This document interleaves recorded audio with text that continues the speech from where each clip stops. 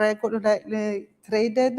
We think that there is some investment in developing some price index that may give stability to the market. So that is something that we are trying to put as one of the elements in the discussion. Okay. Great. I think we've run out of time, but thank you so much to our panelists for joining us, and thank you everyone for listening. Thanks.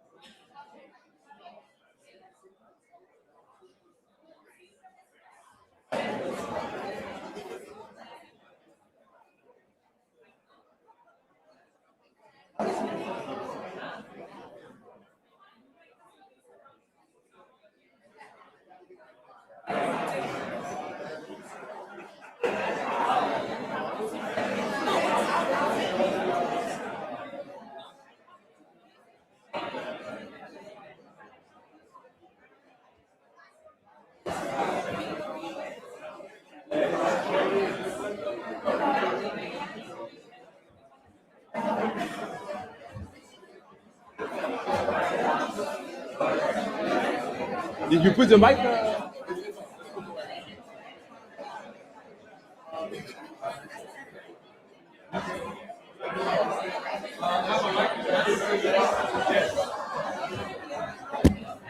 Okay, please, if you can take your seat. We are going now to start our next panel.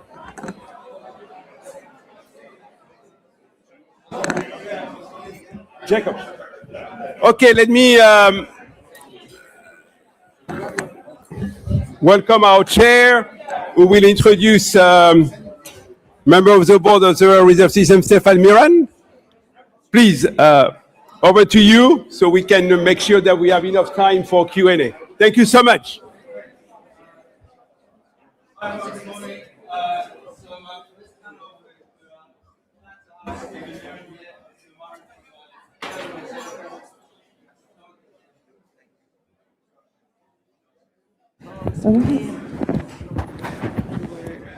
All right, we'll give it a second go.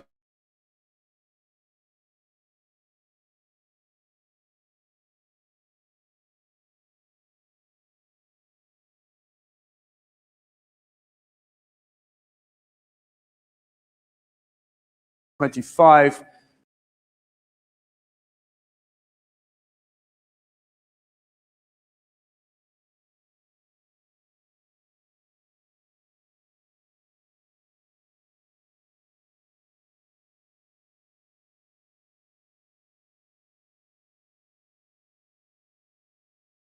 Markets, everything that we're dealing with right now.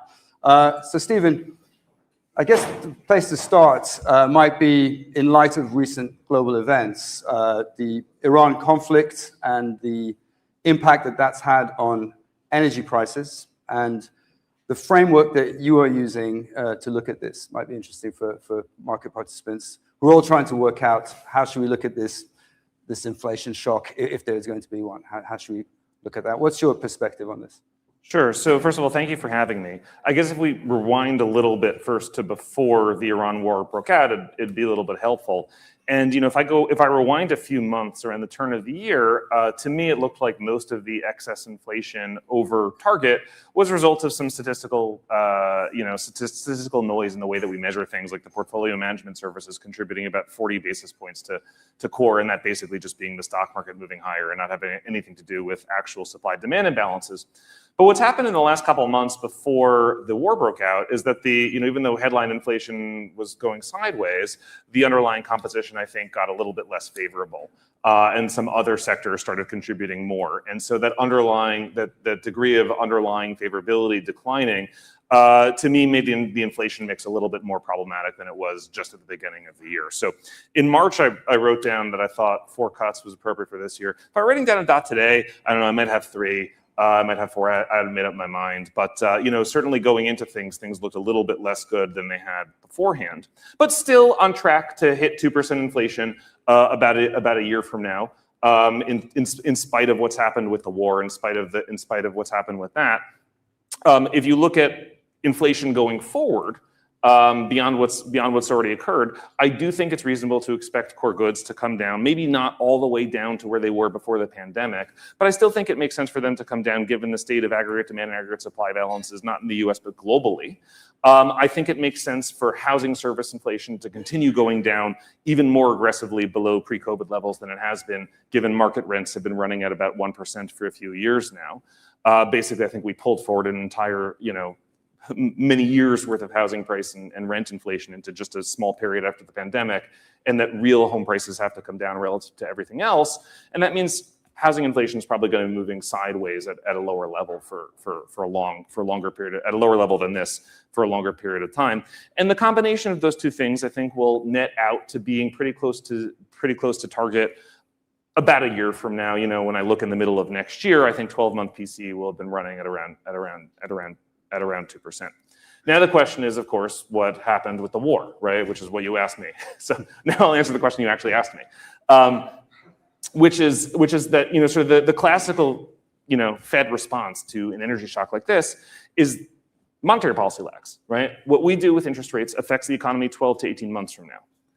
If the effect of energy on the economy boosts the price level immediately, but not 12 to 18 months from now, then there's nothing that you can really do about it. And so therefore you have no choice but to look through it. If you thought that price levels were going to be moving higher, not now, not next month, not in June, but 12 to 18 months from now, when the monetary policy lags have passed and monetary policy can actually affect the economy, then you have a reason for responding to the energy shock. At this moment, I don't have a reason for thinking that the energy events, the war, has changed the modal outlook for inflation relative to where it was 12 to 18 months from now. Change the modal outlook for inflation 12 to 18 months from now, relative to where it was before the war. What would I want to see to think that might change? Well, I'd want to see inflation expectations moving higher beyond the 1-year horizon. Of course, they've moved higher for the next year. That makes perfect sense. But beyond the 1-year horizon, there's no evidence they've moved higher, either in the survey data that we get or in sort of fixed income markets, the inflation swap market or TIPS markets. Or you'd want to see wages moving higher that might cause a wage price spiral. There's no evidence of that either, and that's very unlikely given the state of the labor market. So how do you see this, though, in terms of the potential for maybe a non-linear risk down the line? Is there some level of energy prices that could shift the risks dramatically? And if so, what would you be looking at for signs of that? Would it be in things like inflation break-evens in the market? Would it be more survey-driven or some mix of all of these? How would you, if you're trying to look ahead and see what to look at, what's top of mind for you?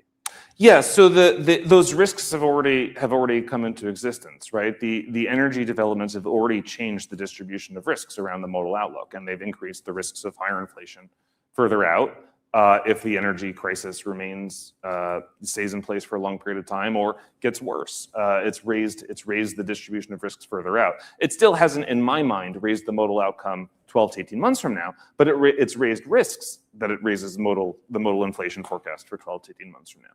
What do I want to see to think that those risks are likely to materialize and not just remain risks?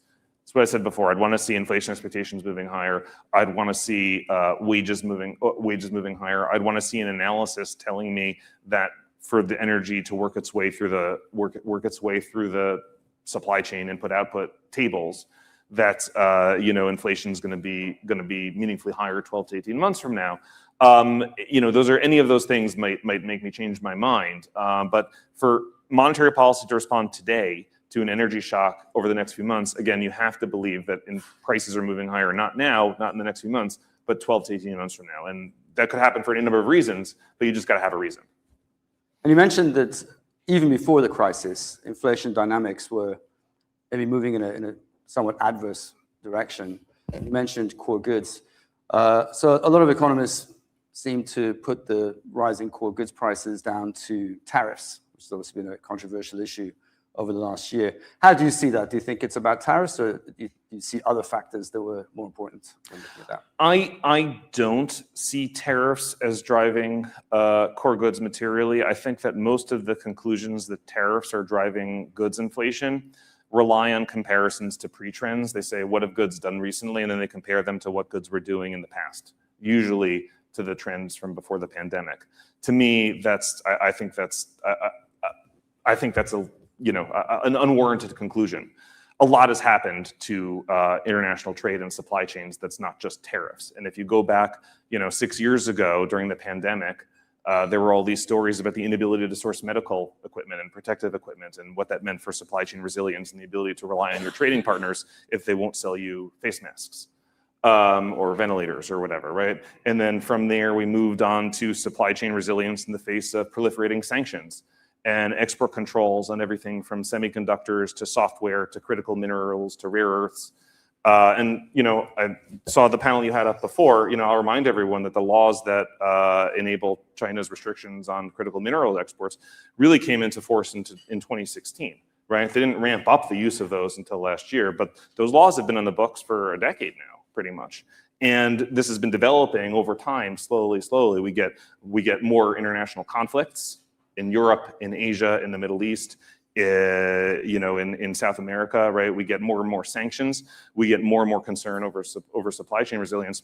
And all of that could plausibly be pushing this up. I think it's pretty irresponsible to be claiming that all of those things get subsumed under the label tariffs. And the economics community usually has very rigorous standards for saying that X caused Y.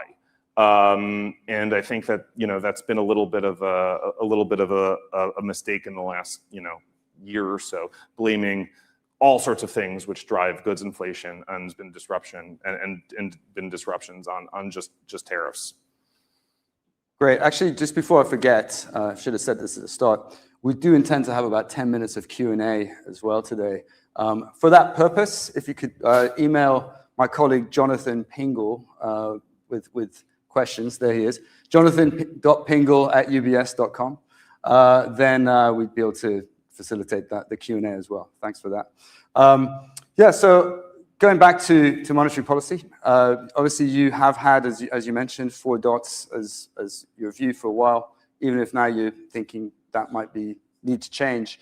But that view has been an outlier.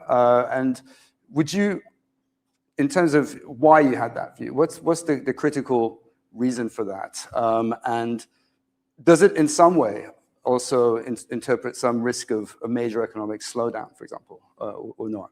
Sure. So if I would try and describe what as you point out, my own idiosyncratic views, if I would try and describe what might be different from them from what some others might hold, I would say I firmly believe monetary policy should be forward-looking and not backward-looking. There's a time for data dependence, and that's when you don't have a forecast because the uncertainty is just too great. And you might say that, okay, right now in the war, maybe you should be a little bit more data dependent than normal, right? But my view is that because of monetary policy lags, you usually have to be forecast dependent. Now, maybe right now because of war, that's a little bit different.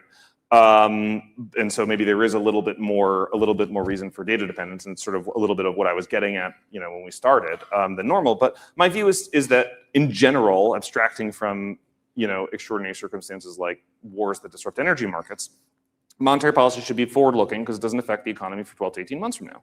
So what's the forecast for inflation 12 to 18 months from now? What's the forecast for unemployment 12 to 18 months from now? Where do you think the neutral rate is?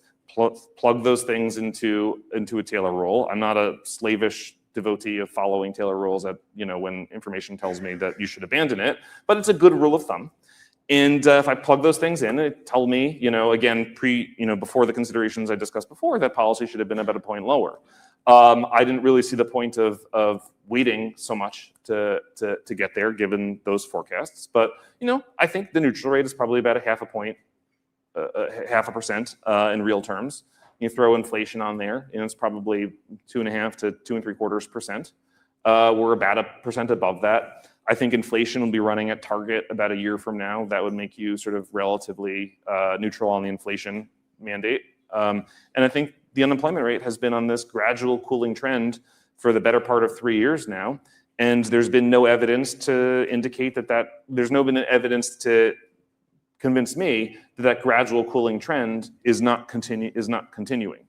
And I see the labor market continuing to slowly drift further away from full employment.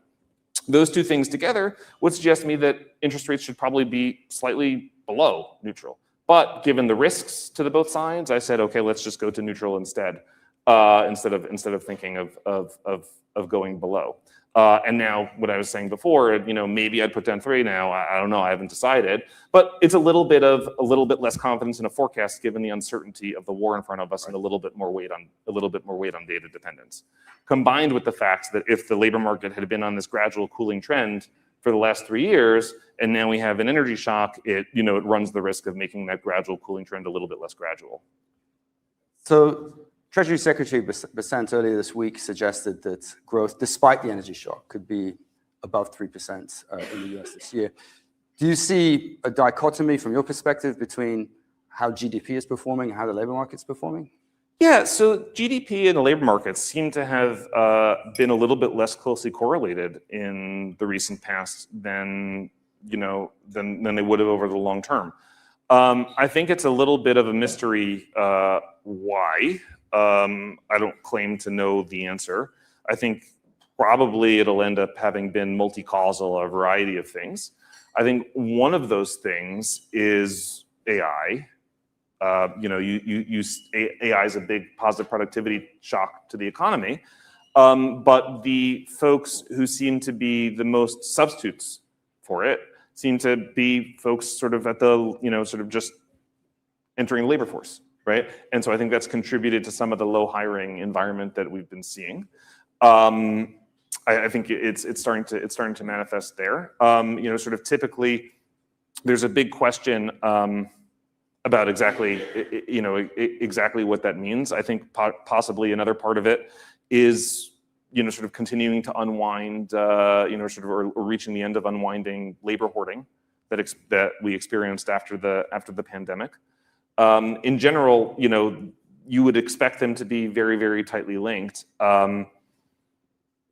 It's not clear to me exactly why that seems to be severed. But look, we don't. The Federal Reserve Act doesn't ask us to target GDP growth. It asks us to target employment. It asks us to target maximum employment. And so, what's driving the GDP is sort of an interesting question for informing your view of where employment is going to be. But it's not something that I think we should target itself. In terms of what's driving GDP, actually, you bring up an interesting point there, because in UBS's assessment of the current energy shock and the risks ahead, the extended disruption scenario that we had incorporated the possibility that you actually end up with ultimately a much weaker stock market, for example, and a hit to consumer spending as well. And then actually this idea of the US being completely resilient relative to other countries, because let's say it's a net energy exporter, that may not work out so well in terms of the hit potentially to the consumer and other elements. What do you think about that view as a risk view? So it is a risk view. Every dollar the consumer spends on every dollar the consumer spends on increased energy costs is a dollar they're not spending on other things, right? And I don't think that that's the type of thing that is going to drive us into recession right now. But it's a drag on growth, and in a labor market that was very gradually drifting away from full employment, it's the type of thing that might make you concerned that A, that would continue, or B, that could become a little bit less gradual. Those are risks. The labor side, we have risks on the inflation side of the mandate. We've also got risks on the employment side of the mandate. The comment about the U.S. being an energy exporter and therefore having a big demand boost as a result of this, I think in order to see that, you have to see that there's going to be investment in energy that comes on as a result of this, as opposed to just selling it for higher profit margins.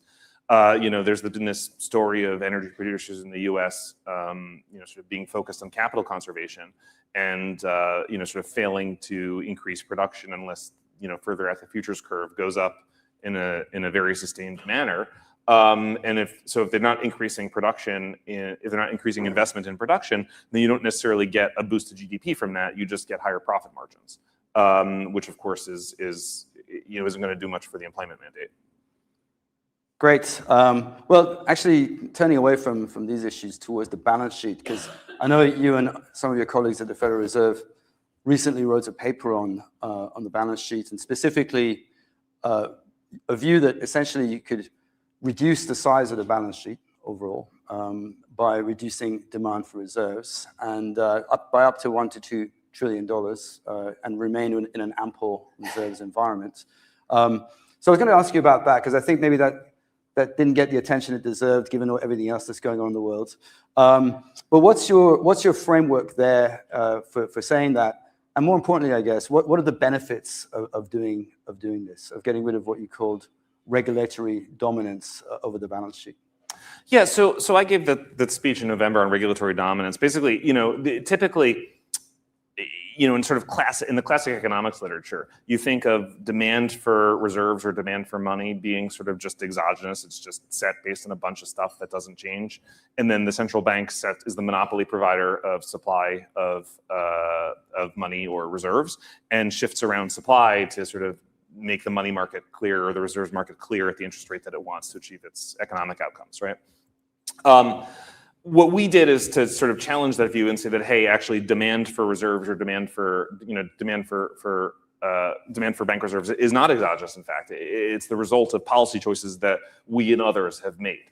And some of the things that drive that demand for reserves are banking regulations, things like liquidity requirements, and some of the other things that drive that demand for reserves are what we call precautionary demand for reserves. Because if you have some sort of shock that would drive your reserve balances below the levels that you want it to be for liquidity management purposes, you'd find that you don't have enough. And so you need to self-insure and have a larger buffer stock of reserves. And so you can address both of those. You can address the regulatory demand through tinkering with the regulations. We've proposed some ways to do that through liquidity regs. And you can address the precautionary demand through providing better insurance, in the same way that unemployment insurance gives people an unemployment insurance check if they lose their jobs. So they don't have to maintain as large a buffer stock of savings to tide them over until they find a next job. If you provide better insurance for reserves from the central bank by destigmatizing the discount window and supplemental repos, then the insurance provision of reserves in bad states of the world for the banks is better, and they don't need as large buffer stocks. They don't need to self-insure and have large precautionary buffer stocks of reserves. So you can decrease the precautionary demand for reserves that way. And there's some other things that we discuss in the paper too, in terms of ways to tinker to get at it, to shift down the demand for reserves, which would allow you to resume shifting down the supply for reserves. Now, as you're aware, we stopped reducing the size of our balance sheet in December. I actually supported stopping runoff in October. I'm not shy of sharing my views when I disagree with people, and I dissented on that quietly also. But December was fine, and then I supported increasing the reserve management purchases that we initiated in December too. I think, given the current implementation framework, we had hit a low level of reserves to stay in ample, and need to turn around and start increasing reserves again, increasing the balance sheet again. However, my preference would be to undertake some of the steps that we described, reduce the demand for reserves, and that would allow us to get back to reducing the supply of reserves too, i.e. back to shrinking the balance sheet. So in the current framework, we got to expand. I support expanding. I'd rather tinker with the tinker with the regulatory and implementation framework a little bit to reduce the demand and allow us to get back to shrinking the balance sheet. And what's, in your view, the key purpose of shrinking the balance sheet? Because, one could ask, okay, well, yes, it's very big, it's much bigger than it was before, but everything seems fine, in terms of the way the economy is progressing, broadly speaking. What's the kind of key advantages of actually doing this from your perspective? That's a great question. So typically, in economics, we think that markets do a pretty good job and are pretty efficient. And, we have this thing called the first fundamental welfare theorem that tells you that, it's basically Adam Smith in math. And, if there's no problem, then let the market do its thing, and a government intervention is going to make things worse. Now, sometimes that fails because there's a distortion in the market that requires government intervention to address. In monetary policy, we think that there's these sticky prices that prevent the economy from reaching the equilibrium that you want, and create an output gap. And that opens the space for activist monetary policy to tinker with the interest rate to reduce the size of output gaps. There's no such, sort of distortion that requires a large, steady state balance sheet. A distortion like that justifies the government intervention for a large, steady state balance sheet doesn't really exist. And so if you have a large, steady state balance sheet, it will end up being distortionary. And the ways that it distorts things can vary. A commonly discussed one is disintermediation of funding markets. Their funding market, banks used to have large desks and various short-term money instruments like Fed funds that have dried up, and those skills have been lost. That activity has been lost. We're we're the market now on some short-term instruments, and instead of the private sector being the market. I think it's also a good idea to have the central bank out of activities that don't belong in an independent central bank. The larger your balance sheet is, the more you're impinging on the distribution of maturity of public debt held by the public.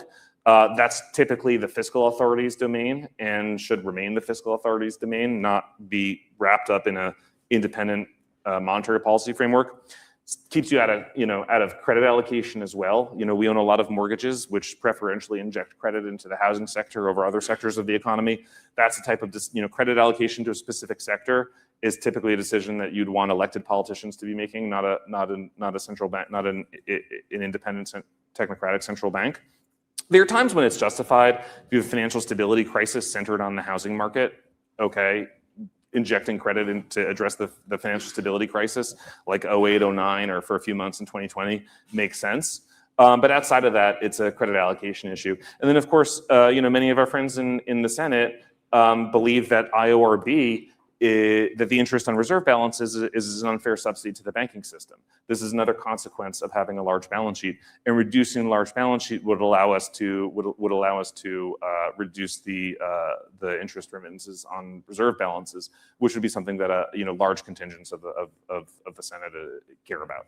Right, but you've also recommended progressing slowly with this, right? Because I have, yeah. So look, if you think about reducing the balance sheet, you got to worry about the asset side and the liability side.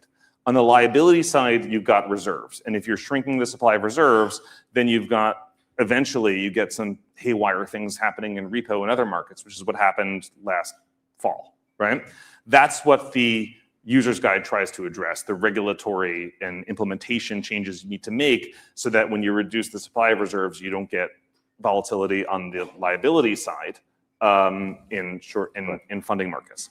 You also got to worry about the asset side, right? You got to worry about if you're reducing the interest rate risk that you own, you're injecting that interest rate risk back into the public, because when it matures off your balance sheet, it's got to get rolled, and then someone in the public has to buy it and not you. And so, on the one side, you risk a repo vol, on the other side, you risk taper tantrum, and you don't want either. Right? So then the question is, what steps can you take to avoid the vol on the asset side, i.e. the taper tantrum risk? And I think that the most important thing you can do is to go slowly. Don't force more securities into the market than the market can absorb. Give it time to absorb them. That makes a lot of sense to me. Other steps that you can take, I think there's a couple of regulatory steps you can take too, to make it easier for the banking system to absorb securities that roll off our balance sheet, I think a couple of the ones that we listed in the paper are central clearing of Treasury repo to make it easier to novate exposures and just increase capacity by reducing the regulatory burden for holding these things. And then modifications to the GSIB surcharge on the risk-weighted side. Treasuries are supposed to be zero risk weight, and they are, except in the GSIB surcharge. And so harmonizing the notion that treasuries are zero risk weight in the GSIB surcharge as well, is something that I think could help make banks capable of absorbing more of the securities that roll off our balance sheet. But I think it's important to go slowly. And I also think along these lines, it's important to understand that if we ended up going in this direction, it would take a lot of work before you started, because all the stuff that you got to do ahead of time, both rulemaking, implementation work, getting everyone ready for it. If we decided tomorrow we're going to start shrinking the balance sheet, I think it would take a while before we actually began to be able to be able to do it. Great. Well, I think I'll ask you one more question before we move on to the Q&A. But I guess my final question is just taking a market's perspective on the last year, because a year ago we had a conversation at the same occasion, and it was right after Liberation Day, and everything was going haywire, and there's a lot of pandemonium and fear about what was to come. And in fact, if you look at markets since then, the dollar has been mostly range bound. The 10-year Treasury yield has been stuck in roughly a 50 basis point range. Implied volatility in most asset classes is pretty low. S&P's close to a record high. So I guess, from that perspective, not much really happened, that was particularly worrisome, despite so many other things going on under the hood. From your perspective as a policymaker, how do you look at that? Does it matter to you, or is it something just totally exogenous to how you look at that? Well, first, I'd like to take a very small victory lap and say, I told you it'd be okay. Second, look, we as a central bank, we take those financial market prices that you're describing, conditions that you're describing, and they're inputs into our process. We don't control, as a policy item, long yields, the currency, equities. That's not what we target, right? It's an input into our process, and if it changes our forecasts for inflation, if it changes our forecast for employment, we can offset that by adjusting our policy rate. But we don't target those things. They're inputs into our process. I don't see anything in those markets that you were describing as moving the needle at this point materially in ways that would require policy moves to offset. So I'll continue to watch them, but I don't see the need to respond to anything happening in those markets that you described. However, I would like to point out that I think that one blind spot in some frameworks is private credit, and you hear a lot about private credit. At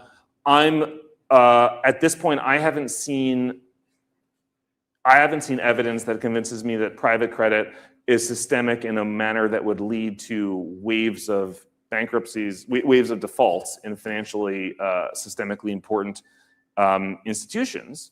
But what I am concerned about private credit is changes to aggregate credit growth in the economy. And so very often you look at those financial variables that you described and you sort of say, okay, I have a financial conditions index and it moves here and financial conditions are very loose, and therefore that's going to be fantastic for aggregate credit growth, right? And it's going to be good for aggregate demand, or vice versa. They tightened a lot and credit growth is going to dry up, right?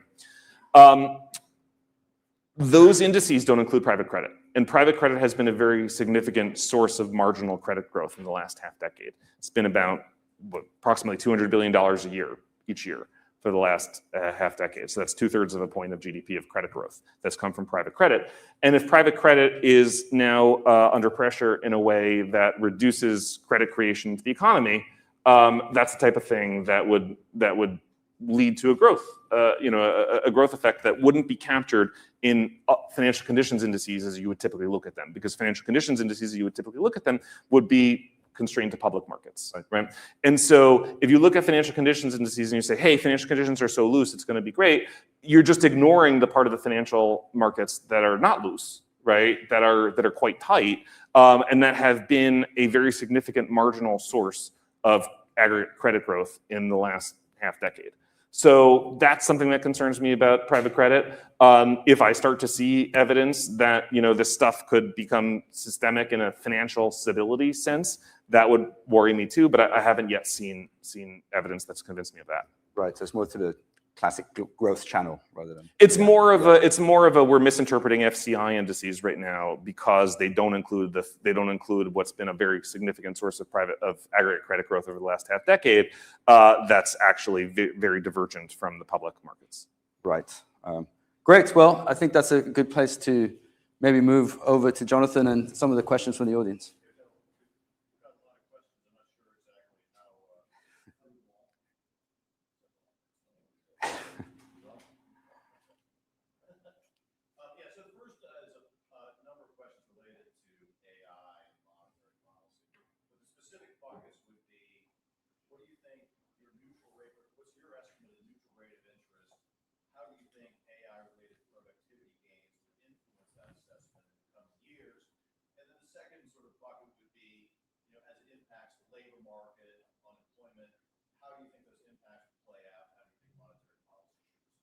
Sure. So AI absolutely boosts productivity growth. I don't know by how much. I've got some guesses, but I don't have any confidence in quantifications of AI that are around.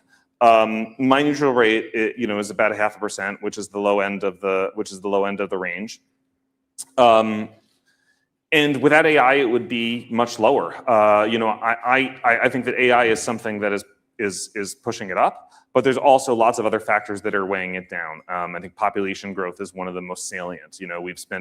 People in this room have probably spent large portions of their career discussing Japanization and the impacts of demographics on interest rates. We know those channels exist. We know that those economic channels are meaningful. They always have been, and we just experienced the largest increase and then decrease in population growth in our lifetimes because of U-turns and border policy in both directions. So I am at the low end of the range on neutral. AI is in there. Without AI, I'd be even lower. I think AI is boosting neutral, but I think there's other things that are dragging on neutral too. Population growth is one of them. Improvements in the national savings dynamics are one of them too. Then there's a second sort of questions that follow on to your comments on oil prices, inflation, and the risk to the labor market. I mean, is there a level of oil prices or a trajectory sort of through year end that would give you more concern about the downside risk to growth or potential more concern over the upside risk to inflation? Not really. I would say I think of the problems as sort of separate, and the upside risk to inflation, again, I have to believe that inflation is going up not in the next 9 months, but in 12 to 18 months from now. Something's got to convince me inflation is going to be higher 12 to 18 months from now to respond to oil in a hawkish direction. If you get oil prices being higher now, but no increase in inflation further out, then I think it sort of would make me incrementally a hair more dovish, because the labor market consequences could last longer. So I think of the two as distinct and not tied symmetrically to any one oil price. Just to follow up on that, just for my own clarity, but if you thought about a trajectory for oil and supply disruptions, then that sort of would intensify the downside risks materially, not just marginally more dovish. I mean, what kind of scenario would you then sort of need to envision for growth? What type of oil supply chain disruptions? Yeah, that's a very difficult question to answer because the game tree is quite rich, and it's hard to sort of go down the path of one hypothetical when so many different hypotheticals are possible.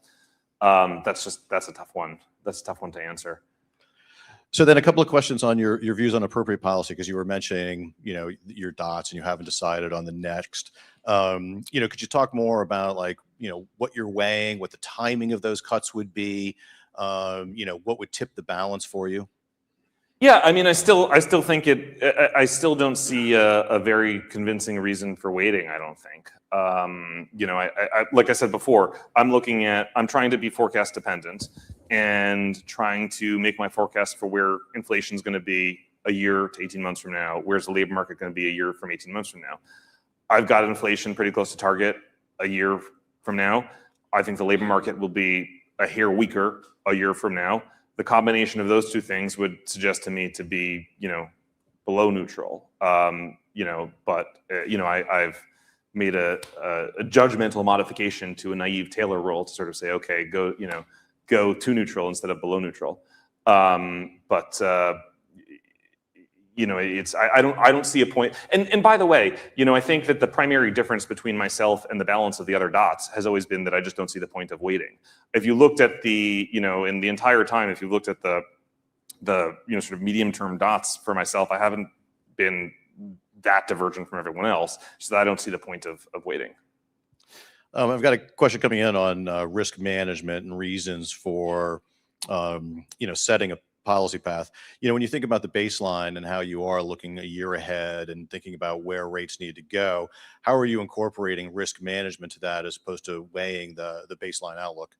Yeah, so as I said a moment ago, if I just take my forecast for a year from now and my neutral rate and plug it into a Taylor rule, I'd be a hair below neutral. But I'm not actually advocating for going below neutral at the moment. I was in my December dots, right? And then between December and March, we got some beginning to the deterioration of the internals that I mentioned at the beginning, as well as some slightly better labor market data. And so I went from advocating going below neutral back to neutral. I do for have, the end of the year, yeah. So sorry, Stephen.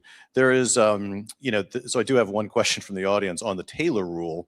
And I think this is a follow-up from a note I wrote. When you look at the Taylor rules and you think about how to balance the risk, are you thinking a more traditional Taylor rule? Or are you thinking a balanced approach rule? I mean, how are you weighing amongst the myriad rules that the Fed publishes, sort of your reaction function? Yeah, so I tend to think of a balanced approach rule as being a right indication. But as I said to start, I'm not a slavish follower of a Taylor rule. To me, it's a good rule of thumb, and then you may have to adjust it based on the distribution of risks, based on how plausible, what your confidence is on either side of the mandate. And where the risks to that or the neutral rate may be. And so, as I said before, if I just naively plug in the forecasts, it would actually lead me to slightly below. I'm not advocating for. I'm not doing what the rule would just tell me to blindly do.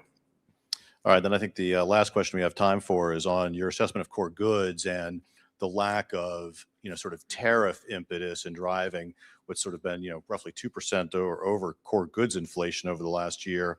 How do you see that evolving? Are those supply chain effects likely to be persistent?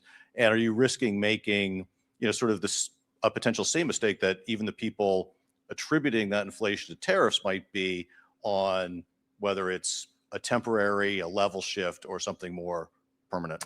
Sure. So in order to assess whether tariffs are driving inflation, you need to choose the counterfactual, right? I've told you I don't think that the pre-trends counterfactual makes sense. So the counterfactuals that I prefer, don't use the pre-trends. And if I look at overall core goods versus imported core goods, I can't pick out the difference, which to me is inconsistent with tariffs driving inflation.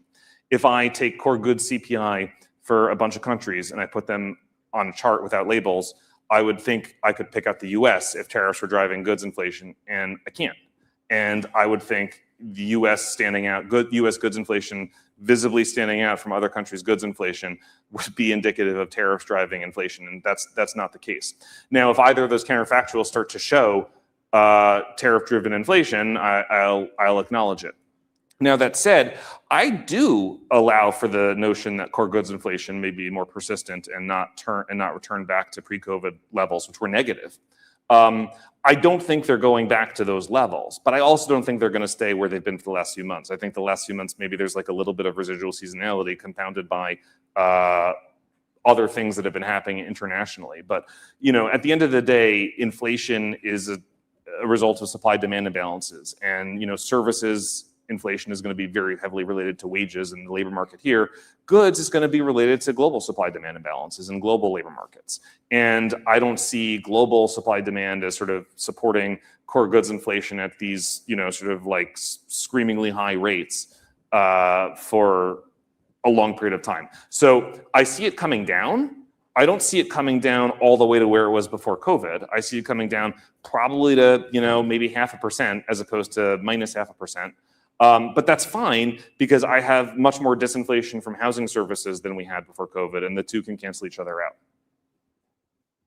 Great. Well, yeah, I think that's time. So thanks everyone for attending. Thanks, Stephen, for coming again this year, and it's a great conversation. Thanks for having me. It's a pleasure.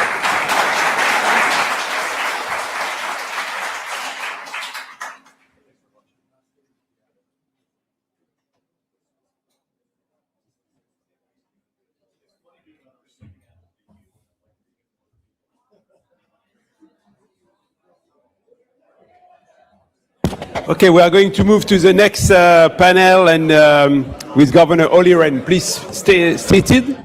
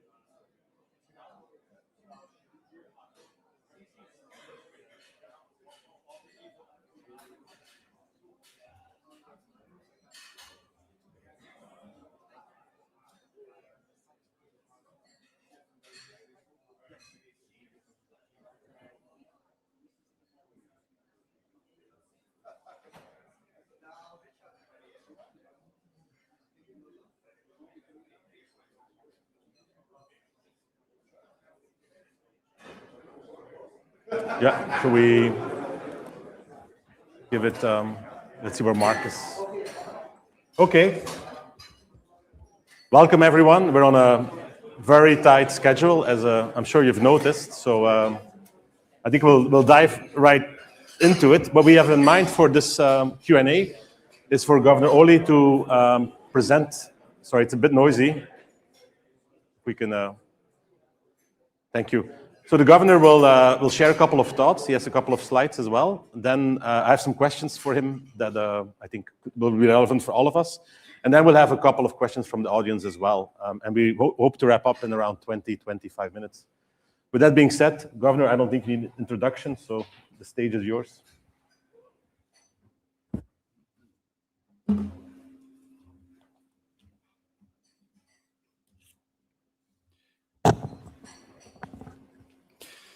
Thank you, Reinout.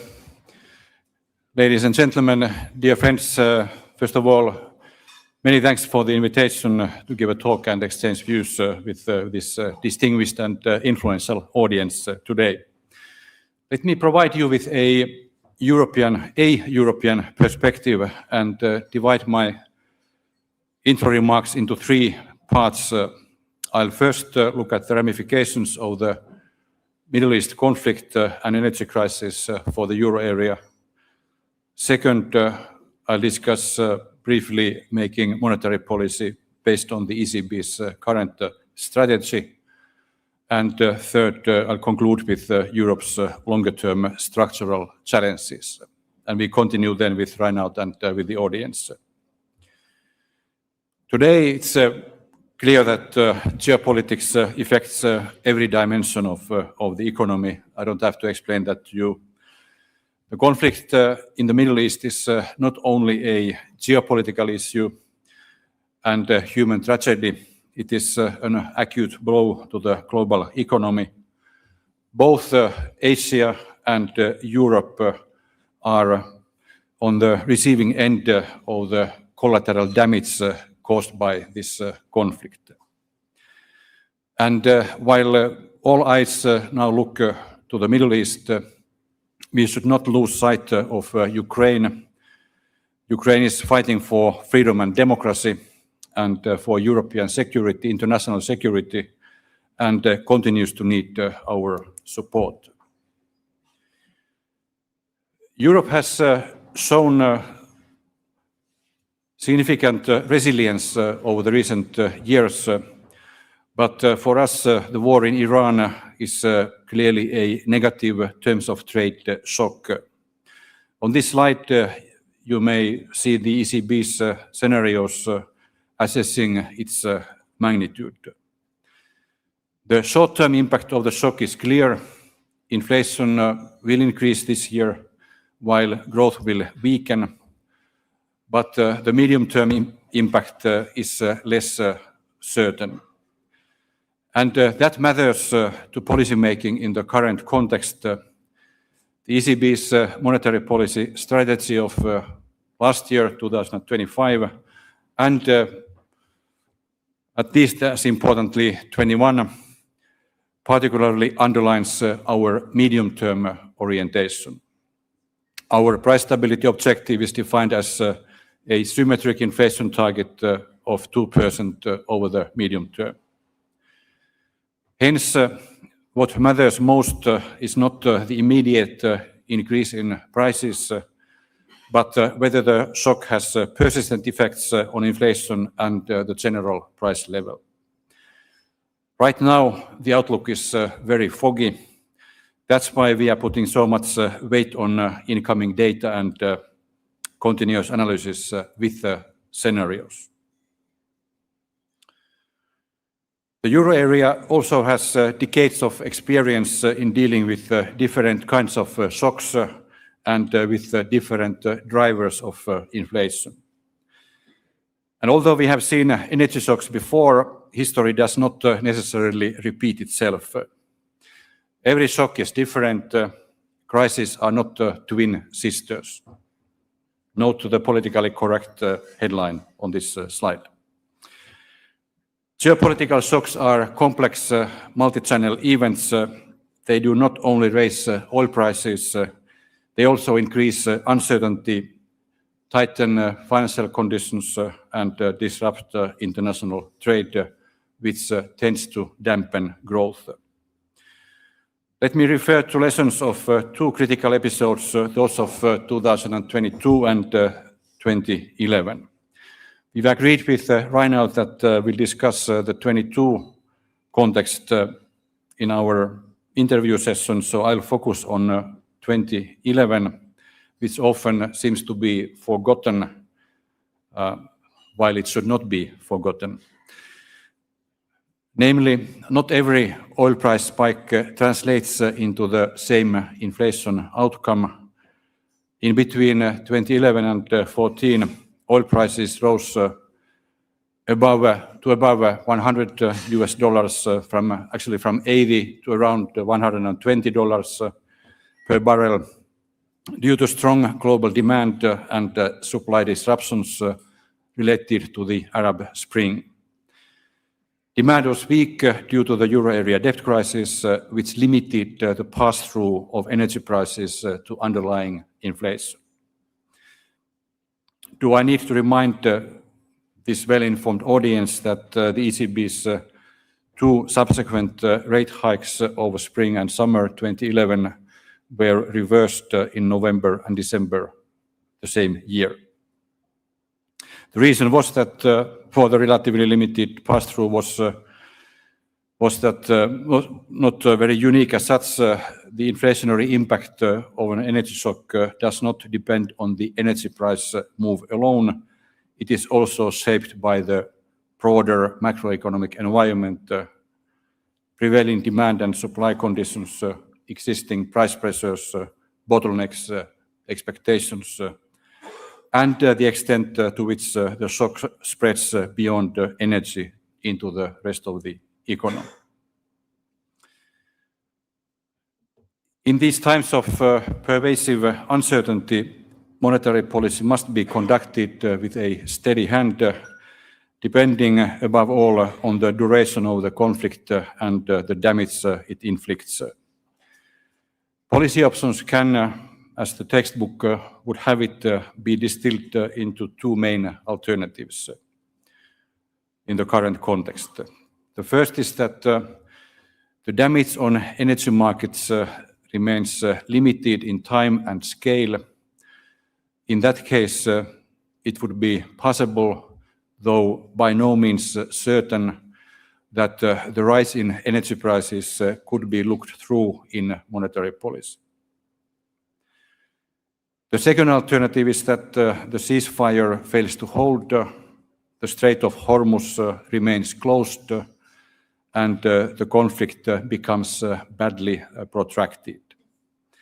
If this were to generate second-round effects on prices and wages, and if inflation expectations were to become unanchored, monetary policy would need to be tightened in line with our strategy decisively and forcefully. The point is that at present there is no clarity, no certainty about how the situation will evolve. In any case, the ECB Governing Council is committed to keep inflation stabilized sustainably around 2% over the medium term. Calm judgment will prevail over haste, and no decisions are predetermined. Before concluding, we must also recognize a structural vulnerability in Europe, our continued reliance on imported fossil fuels. Europe has improved in this regard in recent years, but the energy transition is still ongoing, and energy costs for European producers have remained relatively high since 2022. The Iran war underlines that the green energy transition is essential for Europe's strategic autonomy and competitiveness, and for the climate. Slowing the green energy transition now would be a serious mistake. Dear friends, let me conclude. Today, Europe faces what I would call a strategic triple test. The first and existential test is security. Russia's war in Ukraine and the changes in US policy have made one thing extremely clear. Europe must take greater responsibility for its own defense. Common defense will also require common financing, and I trust pave the way for European safe assets that can strengthen our capital markets and support productive investment.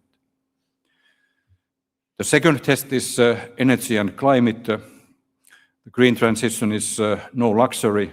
It is Europe's only credible long-term strategy.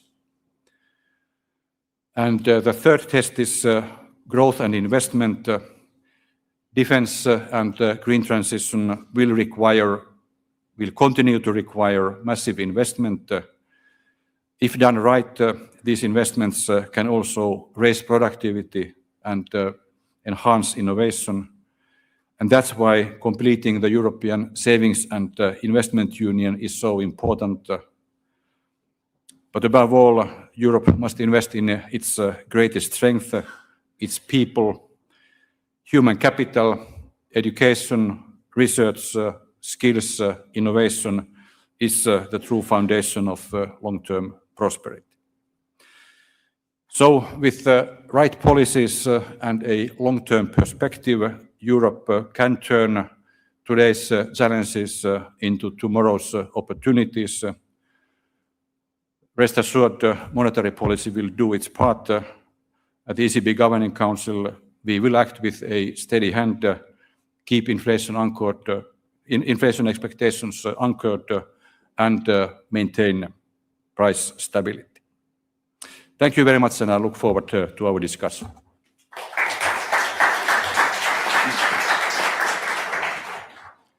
And the statement on the board still.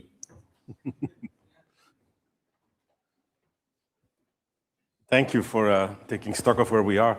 Yeah, you were front-running the question, which is okay. So how do you see this shock compared to 2022?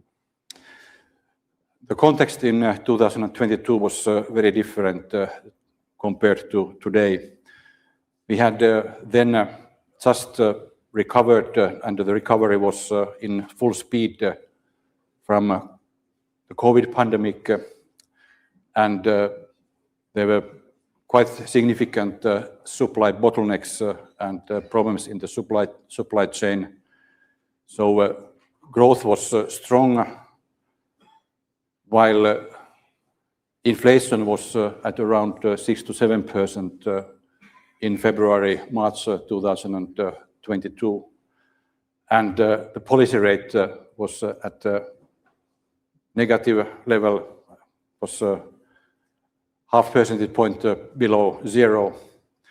Today, or say before the war in Iran, the context was indeed very different in a sense that inflation was at its target at around 2%. Policy rate was 2%, not minus 0.5%. And economic growth was rather subdued, even though European economy had shown resilience. So in that sense, we should, yes, we have to always learn lessons from the previous crisis, but let's not learn wrong lessons.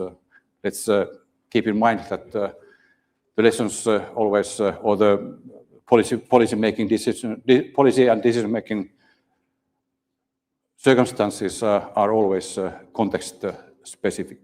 Yeah, but the reality is that we've had a series of supply shocks. No? We had 2022, we've had tariffs in the first Trump administration, second Trump administration. Should this series of supply shocks change the ECB's reaction function?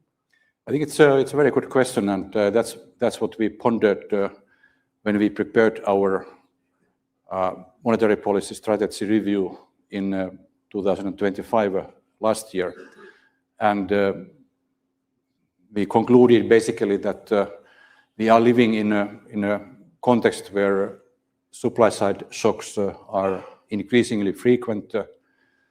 Some historians, some economic historians and economists, political scientists call this variably either a polycrisis or permacrisis or everything crisis.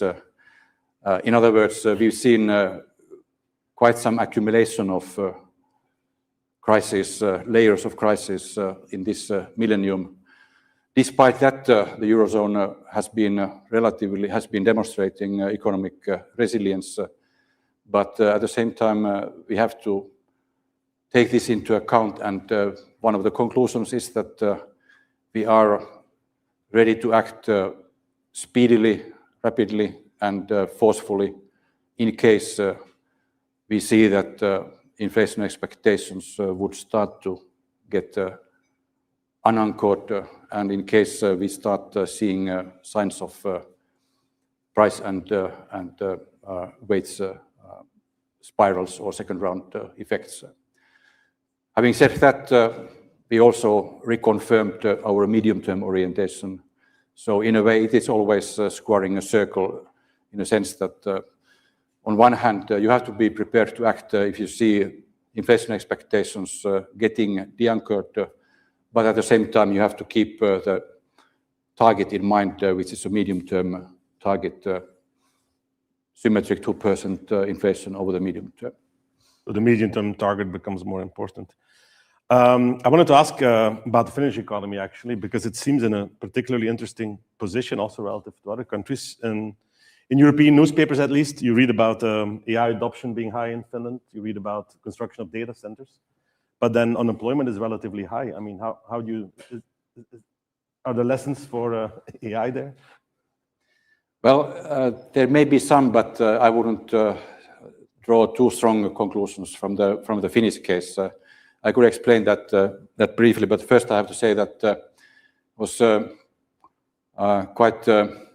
quite striking yesterday to read John Authers from the Points of Return at Bloomberg. He wrote something like for markets, the war might just be over already. And you all seen this recent market reactions, so that stock exchanges in the US especially, but in several other jurisdictions, including in Europe, have been riding quite high despite all the uncertainties and despite the ongoing wars. Yesterday, the Helsinki Stock Exchange had its all-time peak in terms of index. So that tells you something about, say, the market reactions in the current context. In the Finnish economy, you have some paradoxes. On one hand, we have a relatively positive approach towards artificial intelligence and in general information technology. We are applying those. We are creating value in these areas. And concerning, for instance, data centers, there is currently, I mean, Finland is not a large country, 5.5 million people. We have 11 data centers under construction, and there are 10 more where the investment decisions have already been made. And this is partly the result of, say, tech-savvy population, favorable attitudes towards digitalization and artificial intelligence, relatively inexpensive energy thanks to the Nordic electricity market, and the fact that fossil-free production, fossil-free fuels make up 95% of our electricity production today. So the marginal price is, the electricity market is not set by gas like in Germany or the UK or Austria, Belgium, Italy. It is set by wind power, other renewables, or nuclear. And we also have the competitive advantage of having a relatively cool climate. I wouldn't say cold climate, but cool climate, which is favorable for construction of data centers. So we are moving well in this regard. At the same time, we've seen difficulties in terms of economic cycle recently. Trade with Russia is over after the war, and we've seen challenges in the construction sector, and that's why, in a way, the economy is quite dualistic for the moment. On one hand, there is a strong drive, relatively reasonable growth, but at the same time, we have, unfortunately, fairly high unemployment for structural reasons. A Finnish K-shape, maybe. Let me take two questions from the audience. I don't know if someone has questions.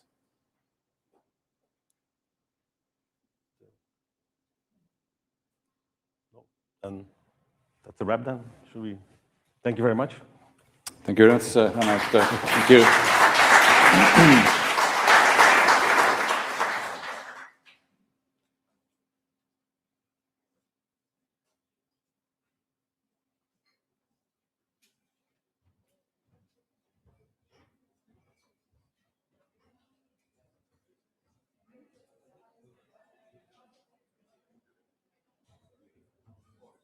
Okay, we are going to move now to the next session on monetary policy challenge, and I will call our speakers to join the main podium.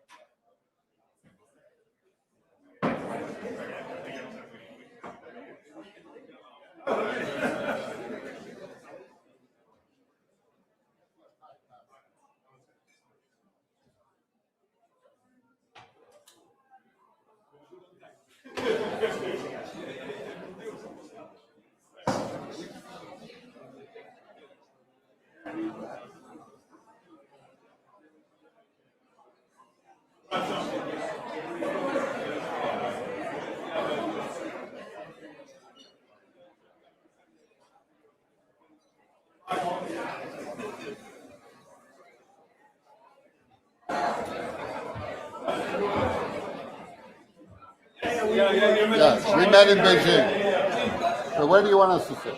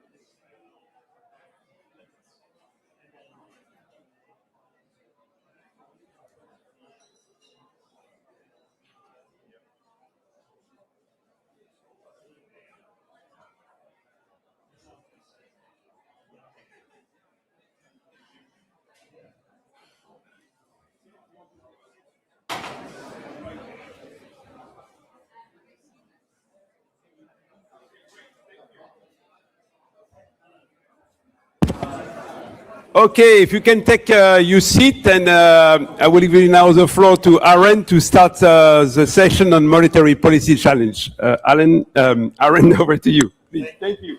Thank you very much, Get some Mark. distance from interrogate. I'll move over as well. Feels a bit weird.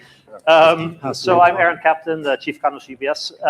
I'm delighted to be joined by, you really know them, they don't need much of an introduction, by Patrick Harker, who is the former president of the Federal Bank of Philadelphia. He's currently professor at Wharton.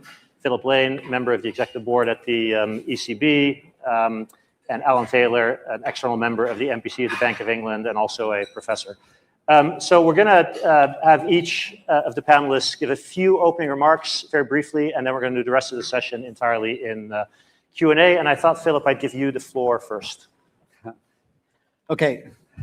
Good morning or good afternoon. Good morning, Americans. Good afternoon, Europeans.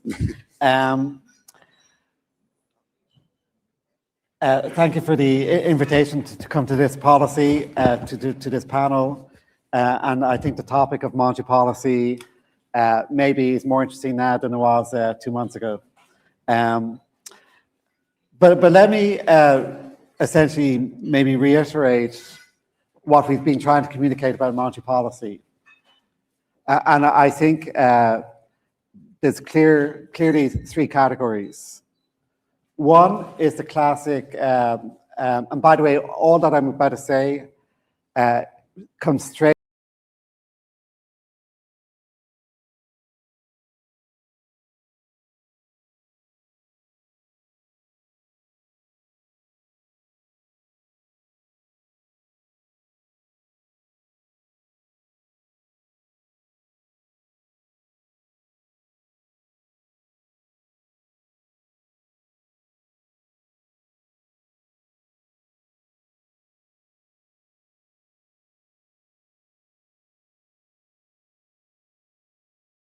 in terms of the size and duration of the shock.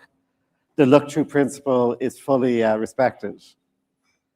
Above a certain threshold, at the other end of the distribution, if a shock is large enough and persistent enough, one of the, if you like, updates in our monetary policy strategy has been to try to be clear, we will be non-linear. Large enough, persistent enough, non-linear response to make sure inflation comes down in a timely manner. But then you have the middle category. And the middle category is essentially where I think risk management comes into play. That the evidence will basically say, look, you have a choice here. You have a choice between taking the risk and looking through. You don't have enough evidence to say you need to have a non-linear response. And that middle category is where essentially you may want some recalibration of monetary policy. not that the recalibration of monetary policy is necessarily going to have a big effect on the dynamic, but it would make the central bank better positioned if down the road it turns out there's more inflation pressure than in your baseline, if you like. And essentially in Lagarde's Watcher speech, that is there. We have these three categories, and I'm not going to share with you today where exactly we are in that distribution. So let me stop there. Great. Do you want to go next, Alan? And then Alan first and then Patrick. Yeah. Yeah, thank you. And thank you for the invitation to be here. I do worry that I'm going to sound like a broken record because Ollie Wren said quite a few of my lines, and I think Philip just said quite a lot of the rest of my lines, but I'll try and draw out some differences. But yeah, this is a big shock. We were hoping, you know, back in February when we were meeting and voting that we were on a sort of relatively smooth glide path back towards inflation target and normalization and all of that. But that, you know, that's history. That forecast is history, and we're now having to cope with a new set of problems. I think in terms of the framing that Philip just said, that's kind of the framing in my paragraph in the March minutes. On the one hand, you could have a benign scenario where things might normalize relatively soon. I don't know, maybe next week, who knows? And the energy curves, you know, have been going up and down, and, you know, with backwardation showing that we'll get normalization maybe later in the year or early next year.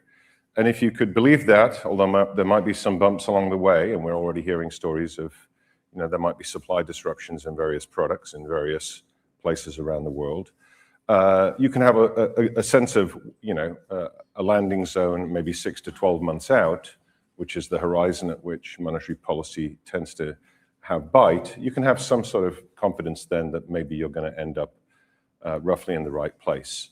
So I suppose in Philip's kind of categorization, that's at one end of the distribution. The other end of the distribution is something very severe, where, you know, if oil prices go into the high range of numbers that people throw around, 175, 200, we're in a different world. If gas goes up by a similar proportion, we're in a different world, and the trade-offs will be very unpleasant. Maybe we're going to come back to the question of how do we know which world we're living in. I don't think that's yet clear. It's very clear, obviously, that the direct effects, the first round, are already there at the gas pump and in other energy products that'll be affected, such as the pricing of electricity in the UK off an average of the futures curve. That's going to show some kind of blip. We don't know. That window hasn't closed yet, exactly how big a blip. Maybe we're starting to see some feed through in terms of indirect effects, but that's going to be very much conditional on the state of the business cycle and how much will be absorbed into margins, how much will be passed on to the consumer. We're in a different place than in, say, 2022, maybe a similar place to 2011, and we'll come maybe to some of those historical comparisons. We have a weak economy with negative output gap and slack in the labor market. So in terms of the bite of those second round indirect effects and the pass-through into wages and prices, you know, we're going to have to monitor things very carefully, look at indicators such as wage settlements, which are going to come in the next few months. That's when most of the wage settlements happen. I think we'll have to keep a close eye on that to see if there's any indication of this rippling through. But as I said, it's a bit too early to judge on that. And so it's in that context that, you know, in my paragraph in March, I think my view was this is just hold, take stock, wait until we get more clarity. But I don't think this is a strong directional signal. And, you know, I agree with what the governor had to come out and say later, which is that markets might have gotten ahead of themselves, and maybe things are calming down a bit on that front now. Great. Patrick? All right, well, I left the Fed June 30 last year. I used to have to give a disclaimer. I don't have to do that anymore. And so one of my friends called this Pat Harker Unleashed. I get to say what I want to say. So we're going to talk a lot about the war and issues about the impact of the war on monetary policy. More broadly, the Fed. I'm sure we're going to talk about the Fed. But I want to make a few opening remarks on what I think really is important for the long run. And I've written some about this in some op-eds recently. First, the Fed cannot fix what it did not break.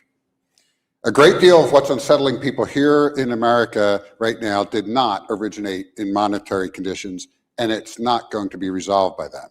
Tariff pass-throughs, public sector workforce reductions, demographic drawdown of prime-age labor supply, early displacement effects of artificial intelligence on entry-level jobs, many, many things are affecting this economy. None of them is a demand shock at all. And the Fed funds rate cannot do much about that. These longer-term trends the country's facing, that monetary policy really can buy time, but it can't really do a lot in the long run. And we have to be careful, because we know from history when the central bank tries to smooth supply-side shocks, it's a complicated issue. We don't always get it right. Second, though, what I'm saying does not imply passivity. It's really just about humility and clarity about the mandate. And one of the things after a decade at the Fed, I've come to really understand, yes, the Fed has a dual mandate. You could argue actually it's a mandate of 3 because of financial stability. But I'm increasingly of the mind that one has to think about this in a hierarchical fashion. Inflation first, and then you worry about the labor market. Why do I think that? Because inflation's a monetary phenomenon. Friedman, others have pointed that out throughout history. The Fed can only indirectly affect the labor market. And again, I don't think what's affecting the labor market right now has a lot to do with what monetary policy is doing. I still have a lot of contacts with business leaders around the country. Nobody's telling me that they're not hiring because of monetary policy conditions, the cost of capital. It's just not something you hear.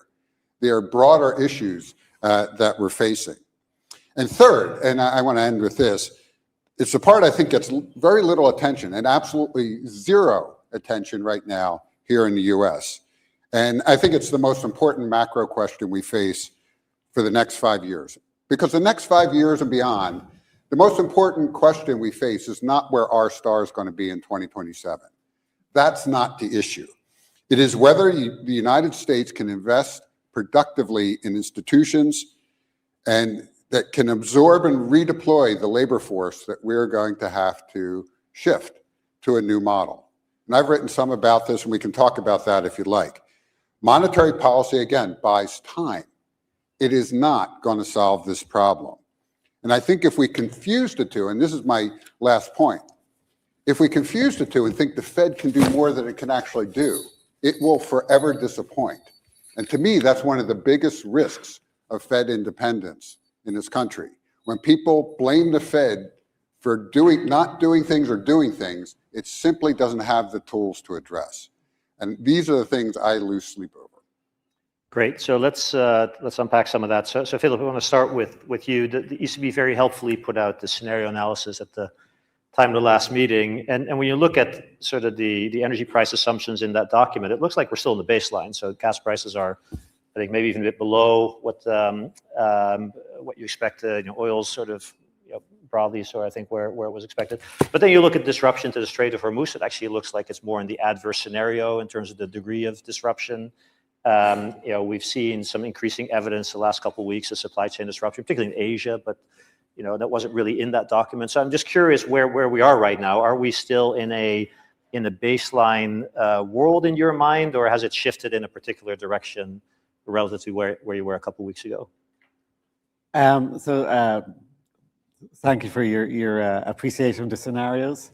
But let me say these are scenarios were there really to capture some what-if exercises about essentially the evolution of the energy markets. And I think this question, people are being asked, where are you relative to those scenarios? And on Tuesday, I gave a talk in the slide decks on the ECB website. And the last slide on that is basically, where are the oil and gas future curves relative to the scenarios? But as you just said, the world has a lot more going on than simply that point. But on that very narrow point, because of course these are technical assumptions that are part of the forecasting process, is oil is a little bit above the baseline, whereas gas is kind of on baseline. But as you say, I think the issue is indeed those scenarios did not have a lot of supply interruption type dynamics. Whereas we did, and again, if you go to the library scenarios we've done in the past, in the October 2023 scenario that we did, there was a bit more of that. So some people have noticed in the scenarios we published this March, the GDP effect, it's there is a downgrade in GDP, but it's not gigantic. So I do think everyone needs to have an open mind about where might we see globally, and then whether, even if directly we don't see supply interruptions in Europe, I mean, it's an interconnected world. Some of the big issues are going to be also the elasticity of demand to kind of rising energy prices. And you know, with this shock, it's so varied across different components of the energy bundle. And so we've all, well, maybe you're all total experts already, but you know, you've become quickly a very big expert on all the different byproducts of what has been interrupted and trying to think through all of that. So what I would say is it's easy today to describe where the energy curves are relative to what we published. But this wider issue is where it really is a case of data dependence, exploring, studying. And I think right now, I don't think there's any decisive information. Okay, Alan, you hinted at it earlier, but you know, so there was a statement in the minutes that maybe the market sort of overreacted to, that you know the MPC would have more clarity in about 6 weeks about scale, duration of the shock, or propagation. I mean, do you feel there's more clarity now since that meeting, or is it just seems way too early, sort of on a 6-week time frame, to really know much about the propagation, and maybe you know something about the size of the shock, but was that statement just sort of, you know, not trying to say as much as the market sort of read into it? Well, I think that was a holding statement, literally as well as metaphorically. I think there's more clarity now about how complicated things could get in the next 6 to 12 months. So maybe building on what Philip said, since if you let him go first, I'll never have anything original to say. But one can imagine a situation where these disruptions start to pile up potentially in Europe, as they're already piling up in Asia and Australasia. And so there could be some dislocations, which would be quite negative for the economy, which will create some hangover, I think, 6 to 12 months from now. But then, conditional on maybe the benign outcome or the baseline, we could be in a situation 6 to 12 months from now where energy is coming back online, oil is moving, and even gas is maybe resuming normal volumes in 27. So if that backwardation plays out, we've got a very, you know, a very favorable price dynamic with you know, maybe drag on inflation even, depending on where prices set this summer, but at the same time the hangover of a very weak economy. So I think it's that sequencing of what happens next quarter, what happens in the summer, what's the spillover into the fall, and you know, when do gas or oil reserves and you know, stockpiles get replenished. All of that is sort of, all of those are different variables that I think, you know, our outlook next 2 weeks could be different from where we are in June. And I think we're now at that kind of cusp, if you like, you know, which of these different forks in the road are we going to take in the next few weeks? I think that means we're approaching that sort of crunch point. So the statement didn't mean to imply a timeline for action. It was really just, you know, statement of truth, like we're going to know more in 6 weeks than we know today. Which yeah, is it? we know more, yeah. but it's not a good more. It's a bad more. Okay. Patrick, so one of the, you know, fascinating things is there's sort of this, you know, the narrative is the U.S. is, you know, self-sufficient in energy. It's not physically dependent on the Middle East. It's not going to be as disrupted. One of the things that I find fascinating is when you look at sort of petrol prices at the pump, I think the U.S. is like the third in terms of where prices have gone up the most. I think only Philippines and Vietnam, I think, are higher. And actually most of Asia, most of Europe is lower than the US, right? Which is more, I think, to do with the taxes in the petrol price than sort of the relative dependencies. But there is this transmission now, right? So there is, and so I'm curious where you come out on the US vulnerability to the energy shock, and what you make of that narrative of, you know, the US is quite insulated. But because reading, you know, from your blog and your writings, I got the impression that your starting point is that you feel pretty good about where the U.S. economy is. It looks pretty resilient. And yeah. So the only place that narrative exists is just down the street. I don't think the markets clearly don't believe it. If you go to the gas pump, the average American doesn't believe it. So this is not a narrative that's taking hold in America. Just people don't believe it. And so what you're seeing play out is we went into this with an economy I would say was showing signs of fragility. All right, you started to see auto loans defaults going up, credit card defaults creeping up. You started to see these signs. They're only signs. It wasn't a crisis, but there are signs. This is going to tip some people over the edge. I mean, especially the lower income to moderate income communities. That is clear. They are really now really hurting. And so this is, if it goes on much longer, you're going to see those numbers climb. Now, would it put the economy in recession? What I worry about, and part of that fragility that isn't talked about much, is the basic fact that we've gone from roughly 20-ish% of the top income distribution in America consuming 50% of spending to now 10%. It's gotten highly concentrated. If there's a significant market correction, I might argue when there's a significant market correction, will that top 10% stop spending on vacations and this and that? If that happens, that's 50% of 70% of GDP. That's a major hit on the economy. So that's what I mean by fragility. This is an economy that on the face of it looks very good. And there's lots of signs of it looking good.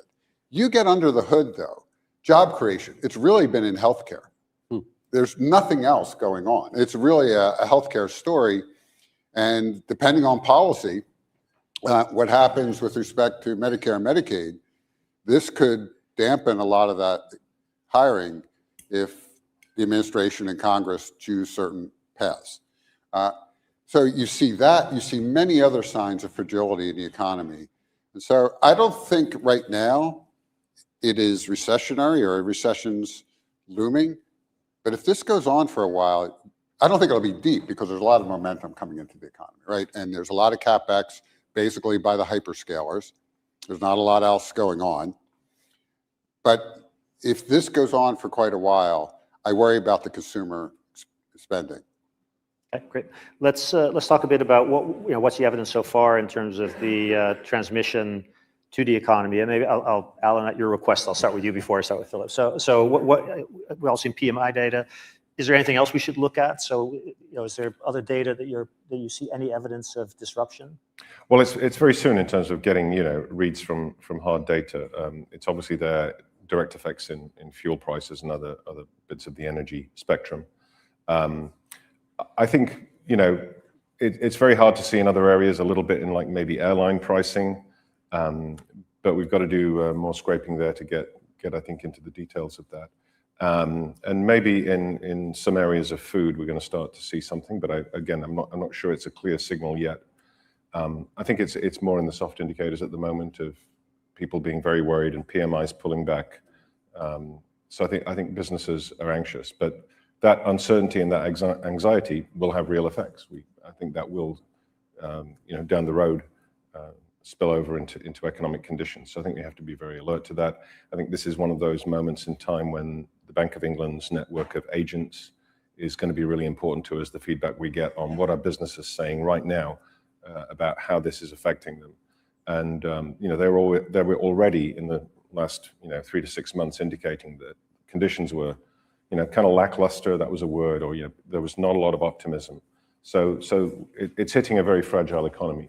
And that's something we really have to be attentive to. Same question for you, Philip.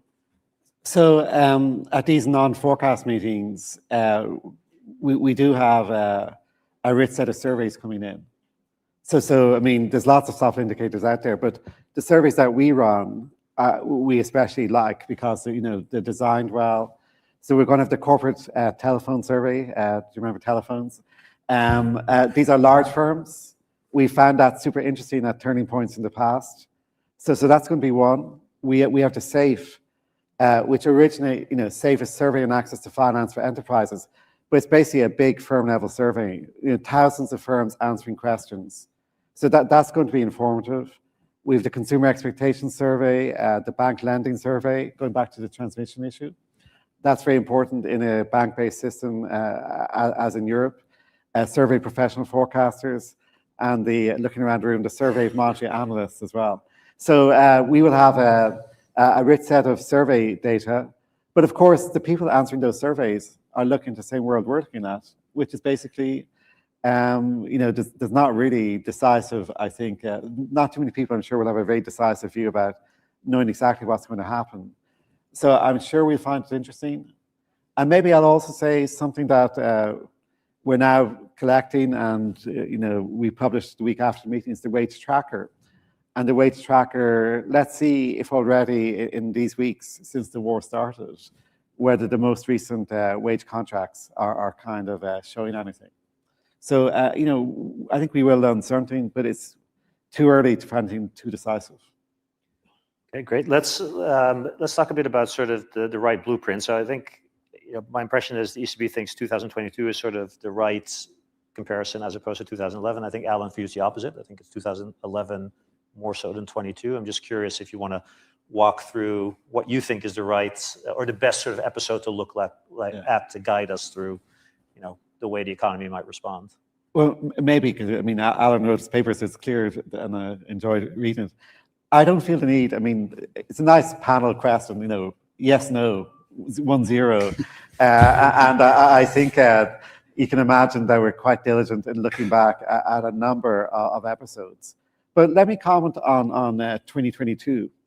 So in late 21, early 22, there was an interesting debate. There was, I think, in the markets, what is the ECB's reaction function? And until we acted, there was a debate. But now, so what I would say when you say 21, 22, I would say 21, 25, the full cycle, that we brought, inflation came down quite quickly. We showed we would do what's needed to support the disinflation process. So the question is, what do you mean? You can focus on the initial shock. We saw this nonlinear jump in inflation, but you also saw inflation coming back down relatively quickly, including through the contribution of monetary policy. So that episode is kind of one episode, but clearly there's a lot of the covariates are different now compared to 2022. So, I think we take lots of lessons from that, but we take lots of lessons from earlier episodes, including 2011. So just to pressure on that. So one thing that confused, I think, the market about these scenario docs is because you have a constant policy assumption, it looks like you have more wage creation in response to a smaller inflation shock, right? So you had a lot of inflation in 22, and I forget, you got like 6% wage or so, and now you have a peak inflation is about 6, and you have almost the same amount of wage formation. But of course, because policy doesn't move, and so it's really difficult to interpret what it is you're assuming about sort of the second round effects and the pass-through, and whether you're assuming more or less than 22. And I know Lagarde had this very balanced speech of all the things that are different and all the things that are the same. But so where is, so could you elucidate sort of, if you're thinking about particularly the wage formation and the second round effects, is that something where you expect to see the same, more, less than 22 if you weigh up all these factors? Yeah, and let me answer that with a little bit of distance from what exactly went into the scenario. So it's a more general question. And the reason why we do the scenarios with a no policy change assumption, because if you put in optimal policy, you will never see inflation away from 2% 2 years from now. Because monetary policy will if you see the inflation shock and the monetary policy responds, and you might say, okay, what's informative about that? So we do think it's breaks it down the issue. It might be frustrating for some of you who have to try and guess what the future interest rate path is. But if you say, here's what would happen, but we always, the ECB in every foresight, the counterfactual is no policy change. And under the counterfactual of no policy change, here's, in the severe scenario, the serious and substantial inflation problem that would emerge. Which, again, going back to my 3 categories, in that clearly third category of that you would need a decisive monetary policy response. So I think that's okay. What I would say is essentially a plus and minus about the strength of wage responses compared to them. The minus is the labor market is softer. And if you think about an indicator like the vacancy rate and so on, it's not the case. And behind that, of course, it is, 2022 was unique with the reopening of the economy after the pandemic, the surge in demand for tourism and so on. But of course, people had left the tourism sector. So the mismatch in the labor market was severe at that time. Now we don't have that. Remember, in the European labor market, you have one category, which is basically unionized wage settlements. And country by country, that varies a lot between where it's a one annual reset, more or less like France, and countries like Germany, where it's often a 3-year reset. The question, for the history outside of 2022 was essentially wage adjustment followed the timeline of those resets. There were special one-off payments after 22, given the scale of the inflation shock. And that's an open question now. What is the scale of the inflation shock where it's worth everyone's effort to go through a kind of special deals and so on, versus the historical pattern, which is basically there might be some catch-up the next time you reset wages, but not in between. So this is where, let me go back to a rarely used phrase, data dependence. I don't think we need to take a strong ex-ante view on it. Let's see where it goes. And this is where we have more high-frequency wage data than we used to have, including the wage tracker that we're collecting, including the surveys. So the surveys, both from the firm side, what they are saying they think is going to happen to wages, the consumer side, the consumer expectation survey, let's see what they're saying about their expectations for income growth and so on. So there will be a lot there, but that will play out over a long time. Alan? I'm going to build on what Philip said, of course. So I gave a speech in Paris last week, pointing out the pitfalls of using economic history in a sort of casual way to say, well, this is just like episode X from the past. And one has to be very sensitive to what Philip called the covariates. What is actually different? Some things may be common with the previous episode, but not everything. And I think that's the art of where we are right now. So the backdrop in the UK, and I pointed this out in some commentary, is that over the last 12 months, from the February 25 forecast to the February 26 forecast, we've seen the output gap and unemployment paths consistently being revised towards softer outcomes, towards unemployment peaking in the high 4s, then the low 3s, then the low 5s, then the mid 5s, inching up to the mid to high 5s. And at the same time, the inflation path moving lower in terms of 26, 27, 28 outturns. So that to me speaks to the economy actually being on a worse trajectory than we had thought, a weaker economy, lower inflation outturns, despite our rate path following something like the ex-ante rate path that we would have had about a year ago, sort of the gradual kind of easing of monetary policy. So I think the underlying story there is one of an economy with a lot of weakness. And then I think the challenge of the next few months is to sort of figure out, is this shock changing those mechanics, and in particular through the labor market? Because it's through the labor market that the second round effects will be transmitted, if at all, and then into services price inflation in particular, which has been the bugbear. And, I'm not quite seeing the conditions for that, but that's why I think what the agents tell us and what the wage data coming in over the next few months will tell us, and why it's really important. But I have colleagues who think there's been structural changes in wage and price setting, and I think you need to look for evidence for that. I'm not quite seeing the evidence. I don't think we would have wages at settling in the mid to low 3s in terms of settlements right now if we had a structural change. We'd have had great difficulty getting to where we were on the eve of this war. So I'm looking for something that will change my mind in the direction of thinking, oh, is it now going back in the reverse direction? And I think that's the whole ball game in the next 6 months. Do we see that or do we not? Okay. I want to shift to policy, and I'm going to start with Patrick because he can be the least constrained, and also so Philip and Alan can brace themselves mentally for what's coming. I'll try to push the envelope a little bit. But so Patrick, let's just start with how, what's your baseline for the Fed, right? And then we'll sort of consider the alternative paths and what would be required. But let's start with the baseline. Look, the baseline is they're going to hold. I would guess they're going to hold for the whole year. There may be a cut toward the latter end of the year, but right now, given all the uncertainty, I don't see the committee moving a whole lot in any direction. Again, but this depends on what transpires in the next month or so, 2 months.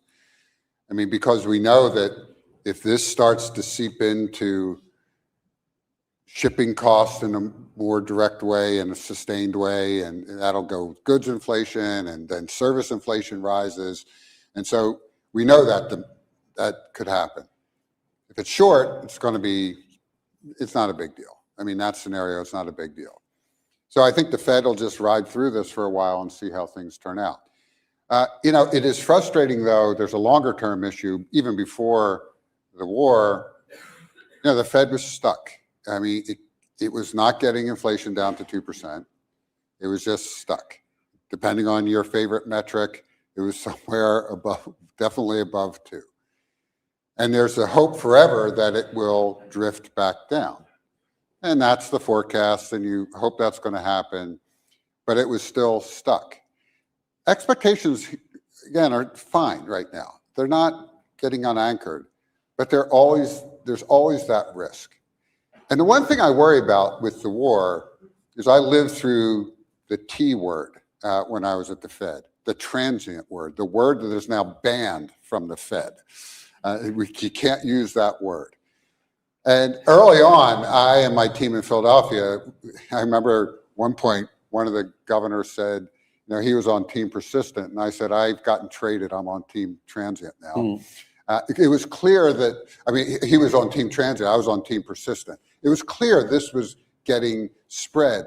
One of my favorite measures of inflation, by the way, is just line up all the prices of goods and services all across the economy, and just rank order them by inflation rate and just watch the distribution. And you could see it play out in real time. Used cars kept going. At this point, you're saying it is not transient. If this goes on for a while, that same thing's going to happen, right? We know that. Hopefully, God willing, this won't last a long time. But we can't forecast that. There's simply no way you can forecast that right now. There's too many uncertainties. So Fed's is going to hold. It will continue to do what it's doing on the balance sheet, but I think in terms of policy rate, it's just going to hold for a while. Okay, and now let's sort of stress test that. So what kind of data would you need to see to get more than one cut, and maybe get a cut a bit earlier? Oh, I think you'd have to see substantial softening in the labor market for them to worry about that. I, again, worry about that increasingly because, I drunk the Kool-Aid of the dual mandate, and there's balance, symmetric. So I'm in camp asymmetric now. I really think the Fed should focus on inflation. Again, as I said earlier, because I don't think it can do a lot around the dynamics hitting the labor market right now. It's confusing. We used to get used to a number of 150 to 200,000 a month. Yes, we don't know what that new number is with the shrinkage of the labor force. 50, 75, we just simply don't know that number. So we're groping toward whatever that new normal is.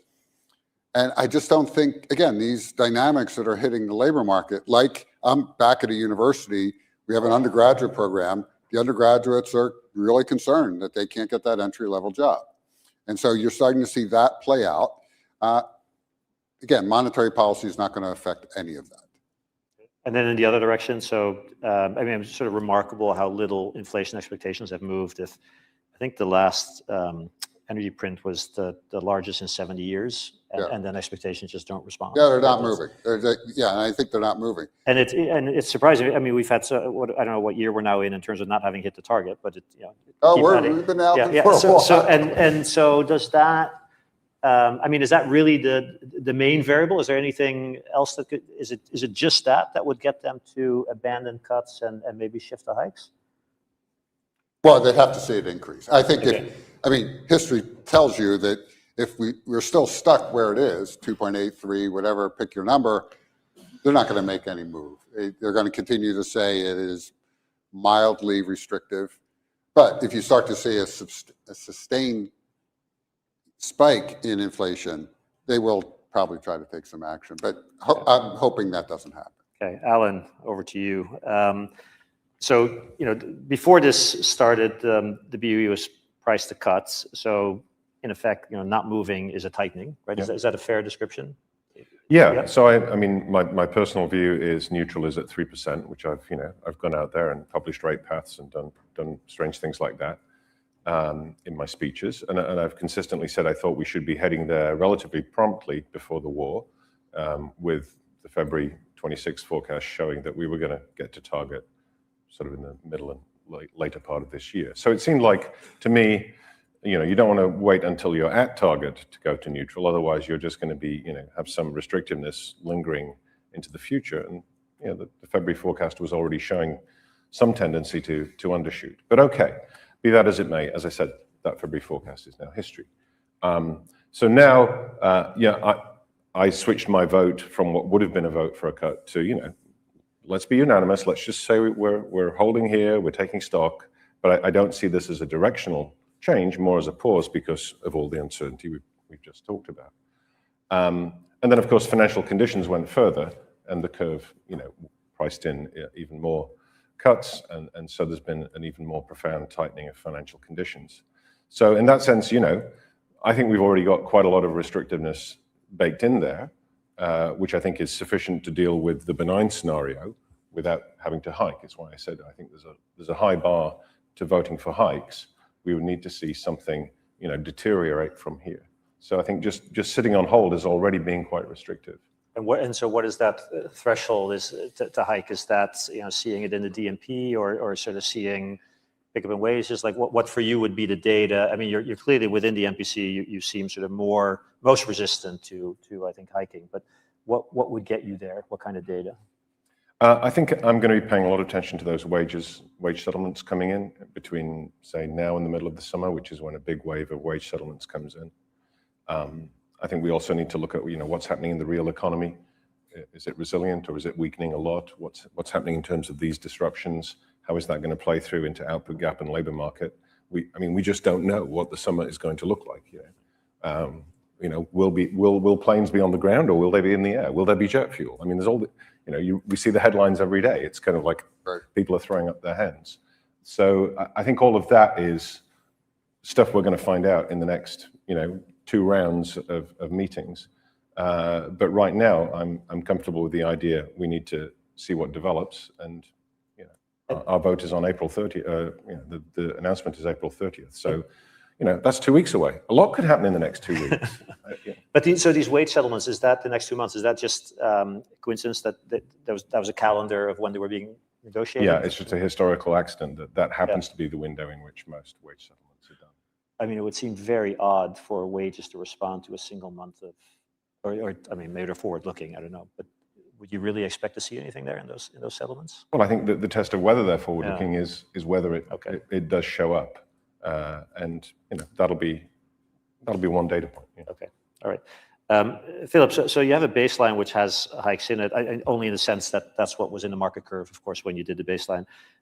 Is there, I imagine it's not possible to get back to a pre-conflict baseline, where everything goes back to the way it looked mid-February. But what's the? I mean, I thought the nice work you did on optimal policy rules back in 22 is like, okay, ECB sort of got, I think, unfairly criticized for moving a bit late, but it didn't really matter to the landing zone. I mean, basically, you caught up by going quite aggressively. So if you look at those optimal policy rules, you'd think, okay, there's some option value in just waiting and not doing anything. But are there, there's obviously also a little bit of a political element to it. Of it's not nice to be criticized for being late, even though it doesn't matter. And so, what's the if you're going to have to do 2 anyway, like why not just start and then reassess sort of later, or and of course you can choose not to answer what I'm asking, but where are you in terms of the the option value of waiting versus maybe going gradually, but going a bit early? Yeah, so you may have noticed that the Governing Council as a collective is determined not to provide rate forward guidance. And part of that is it includes vis-a-vis our own staff. So the staff, we say, please deliver a staff projection, and we're not going to give you any information whatsoever about the preferences of the Governing Council about future rate decisions. So what do the staff do? They say, in the absence of any guidance, we're going to take the market curve. But the logic of not providing rate forward guidance is you're prepared to tolerate a little bit of market surprises, when we make a decision. Because we haven't said to you, this is our endorsed policy path. There's pros and cons to that. So what I would say is in any given meeting, the monetary policy team will basically say, number one, under the baseline, or whatever is the kind of possible update of that baseline, here's what the inflation and output dynamic over the next several years looks like if you follow the market curve. Here's what it looks like if you do many, many possibilities around that market curve, including, as you say, the option of kind of going up quickly, but being prepared to reverse quickly as well, like kind of up and down type ones. There's also ones where you basically indeed backload. You say, look, maybe there's we wait. Well, so what does it look like if we wait, but then we prepare to do more later on? So all of those different experiments are run. So it's not the case, because the staff follow the market curve, that becomes our default. It is not the default. The default is to examine all of these paths. Now, that's a lot of work, even with a baseline. Then we say, well, let's do it again for the adverse scenario. Let's do it again for the severe scenario. And let's do it again for all the sensitivity analyses around each of those scenarios. Compute is cheap. We can do a lot in that. And then we do all of that. And then in the end, I said this at the Watchers Conference, in the end, you have to say, okay, that's all interesting. Oh, we also meet 6 weeks from now. So in what way could the information set be different 6 weeks from now compared to today? So you also overlay with all of that about the pros and cons of now versus later. I mean, as you say, that sometimes there's a pro to going up early, and I would, and I think the logic again coming back to, I think, it sounds really obvious, but it has a bit of bite. That when we said last summer in our updated strategy that our policy decisions will incorporate the risks surrounding the baseline. If you make monetary policy under uncertainty, you have to be open to basically revising your rate decision. So in other words, a hike may turn out to be a mistake. Holding may turn out to be a mistake. And essentially you lean into that, you embrace that. But it is the case for us, we can always update, revise, downgrade, all of that every 6 weeks.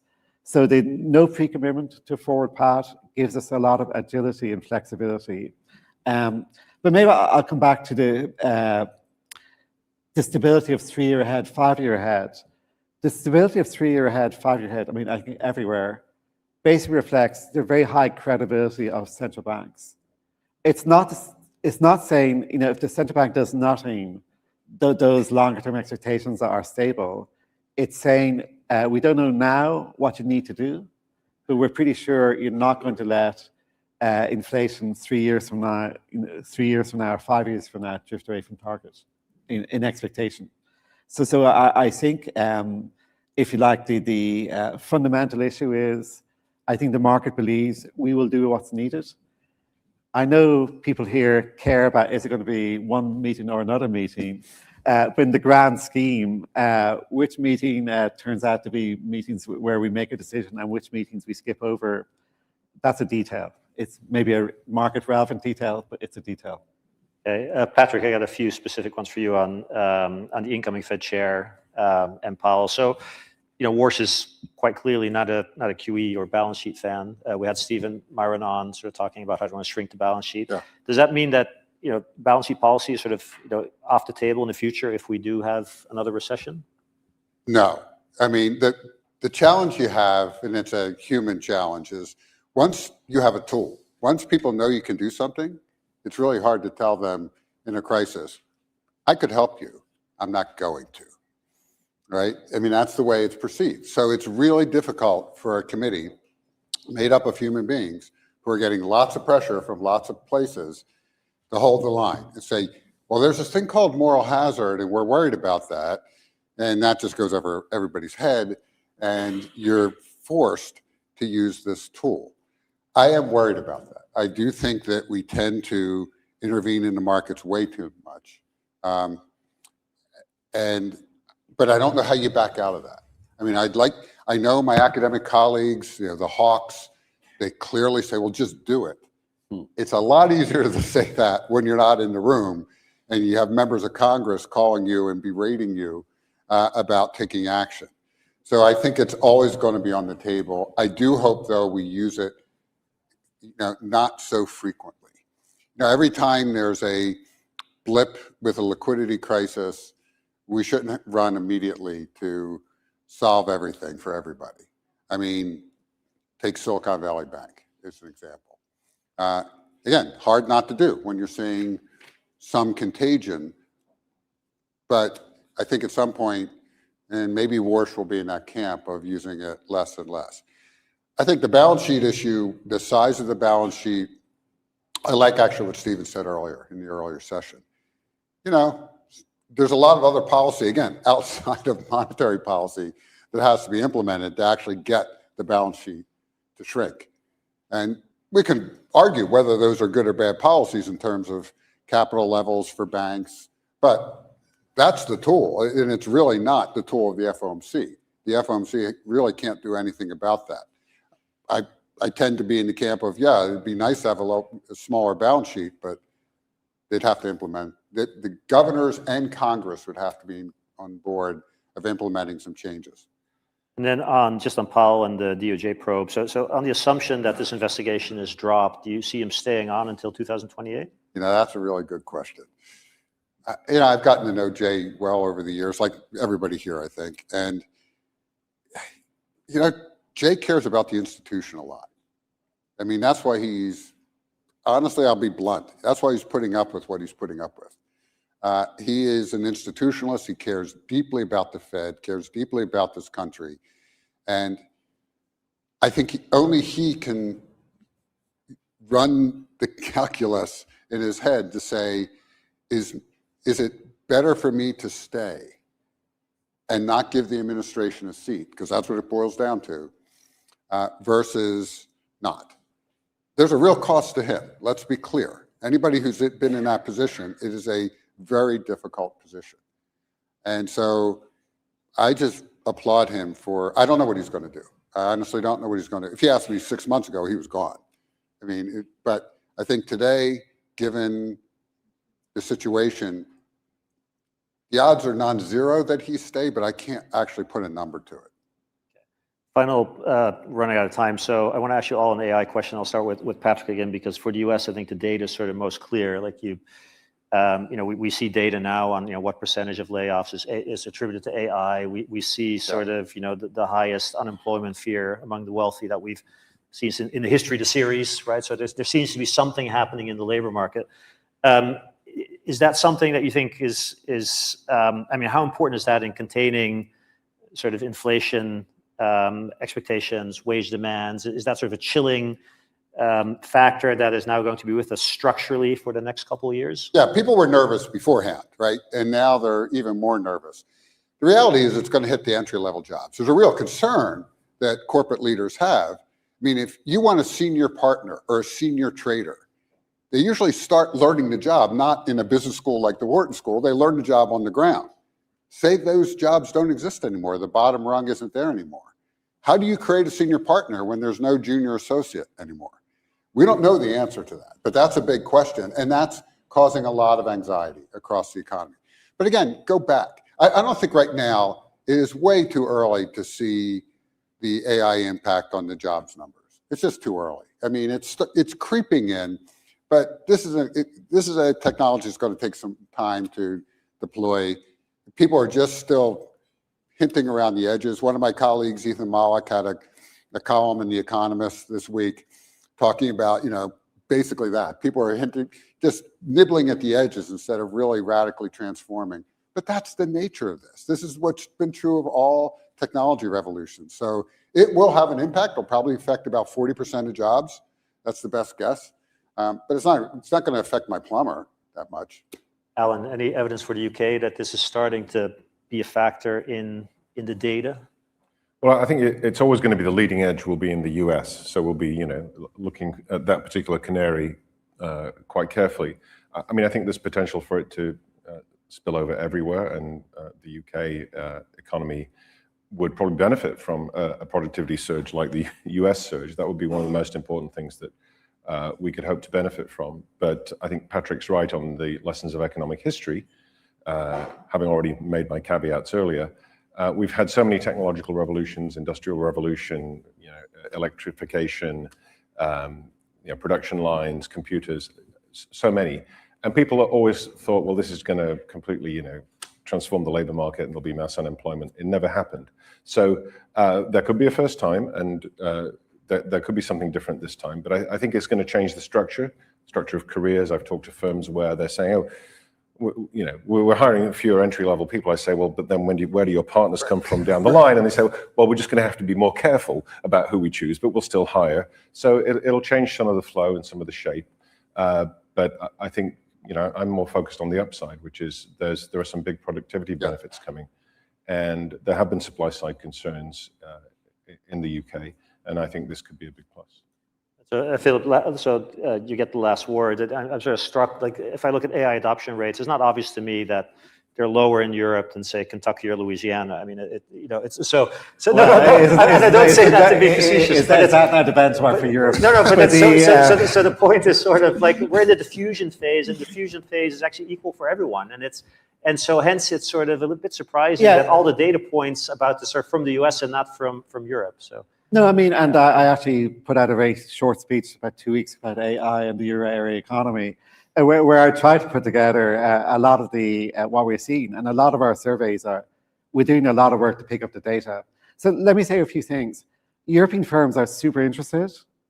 Their unemployment is low in Europe, labor shortages in terms of retirement waves. There's lots of incentives for European firms to adopt AI.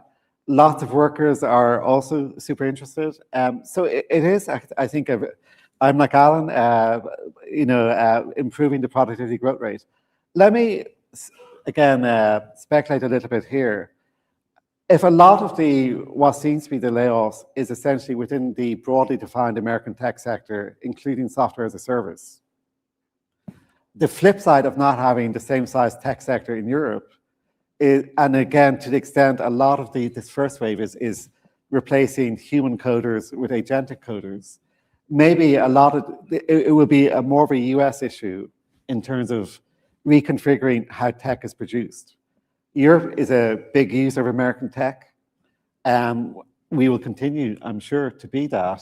But I do think again, outside of, I'm not going to name individual states in the US, but it's more, I would say, if you properly define what is the tech sector and then everyone else, I don't really see reasons why the non-tech sector in Europe would be markedly different to the non-tech sector in America in terms of adoption. And we have a very strong pipeline. The education system in Europe has really changed. Far more university graduates, lots of really well-trained people. And again, going back to the covariates of AI adoption, there's, I think, a lot of positives in the European situation. Great, thank you very much. We're out of time. Apparently there's some food hiding in the back that if you have like 2 minutes to go get it before the next panel starts. But thank you so much to the panelists, and thank you everyone. Thank you. Thank you very much. Thank you, Al.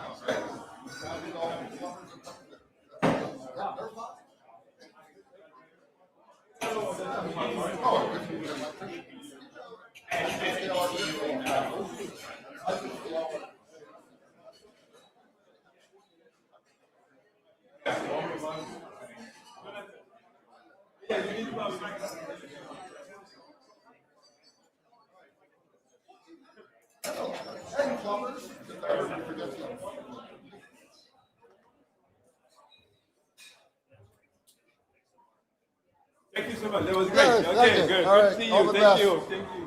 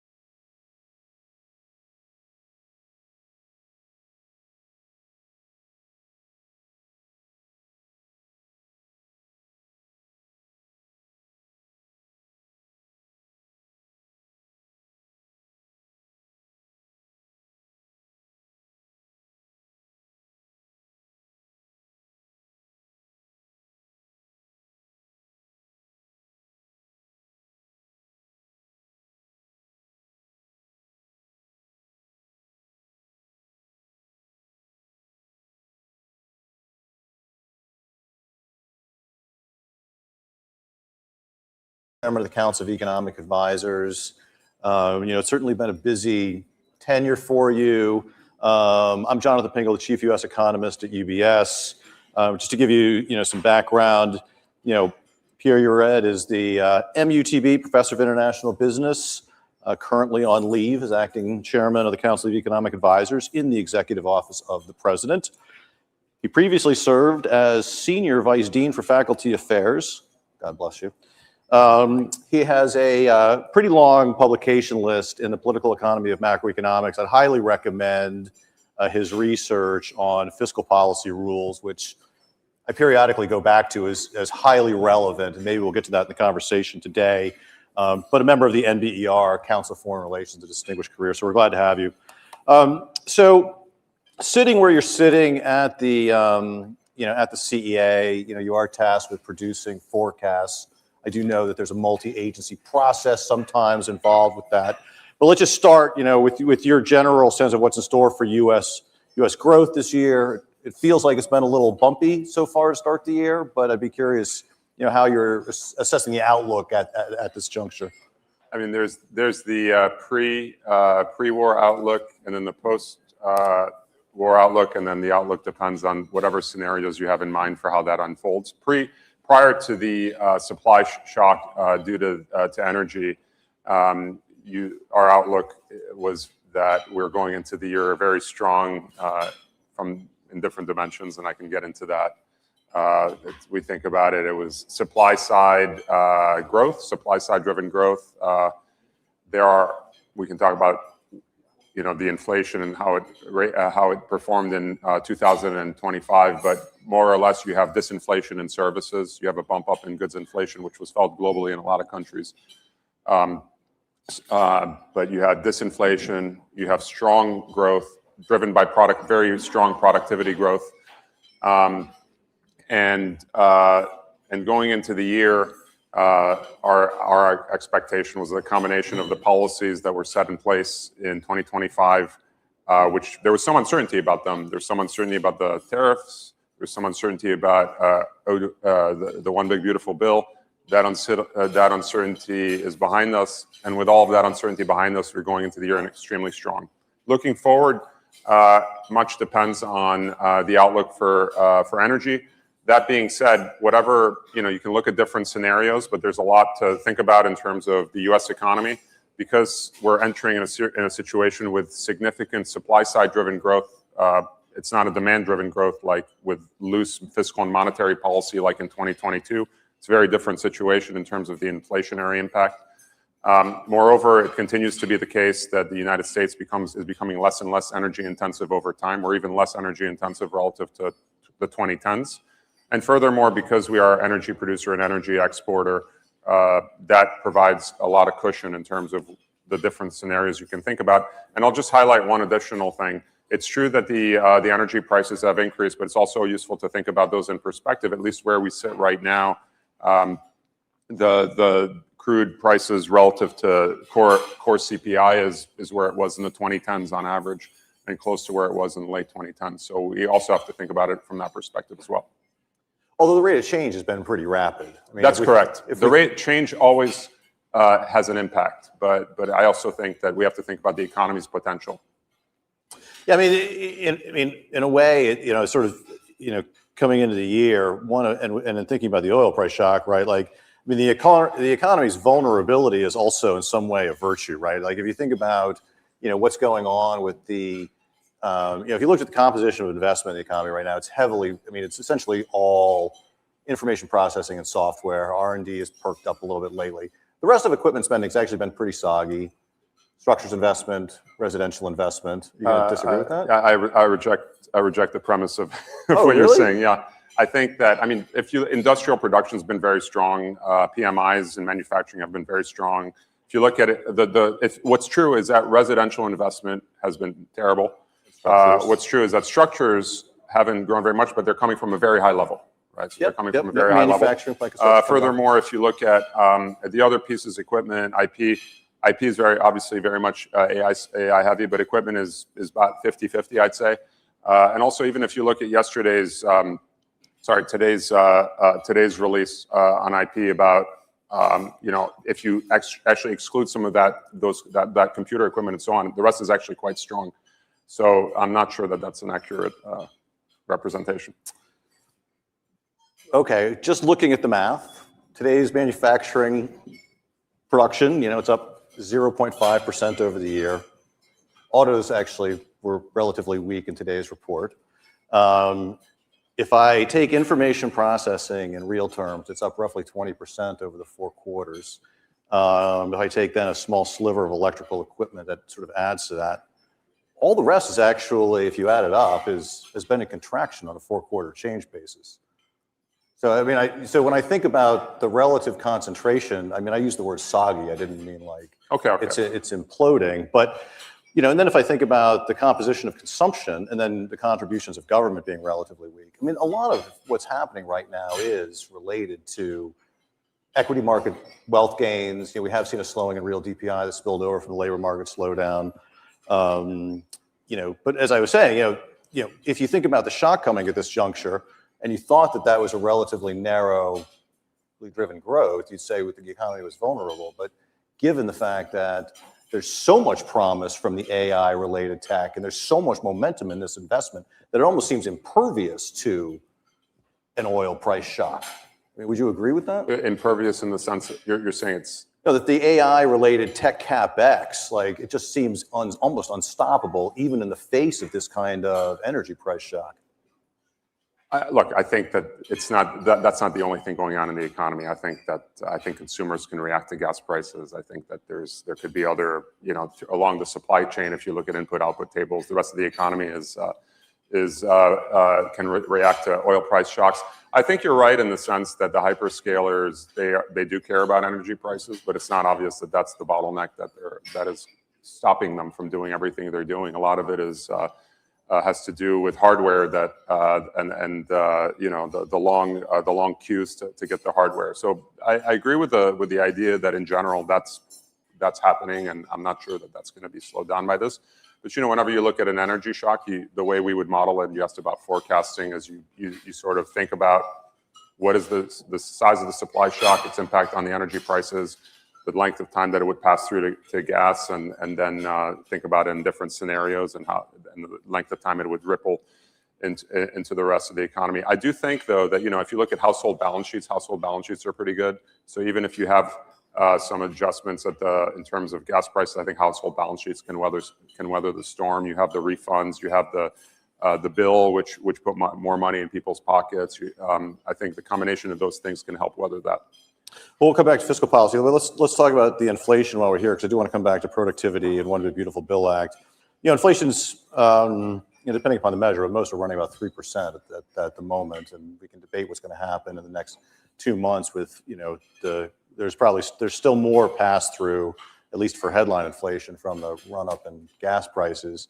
But what's your outlook for inflation in particular over the course of the next year? And then we can come back and talk about the policy response. I think we have to differentiate between core and headline. So it's quite possible, depending on the length of conflict, that you can end up with headline inflation that's high temporarily. Assuming the conflict ends and everything goes back to normal, you'd have a commensurable disinflation from that, and then it washes out, which is why there's headline inflation, there's core. I think looking at core, last CPI core print came in below expectation.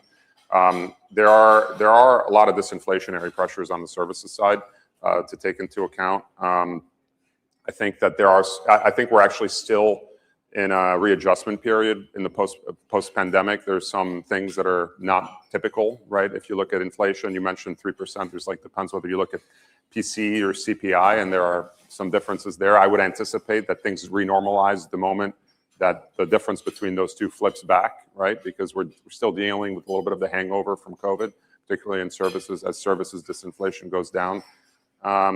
The 2025 had a bump up in goods prices that we generally, because of the fact that happened in a lot of countries, not in the Euro area, but it happened in Canada, happened UK and other countries.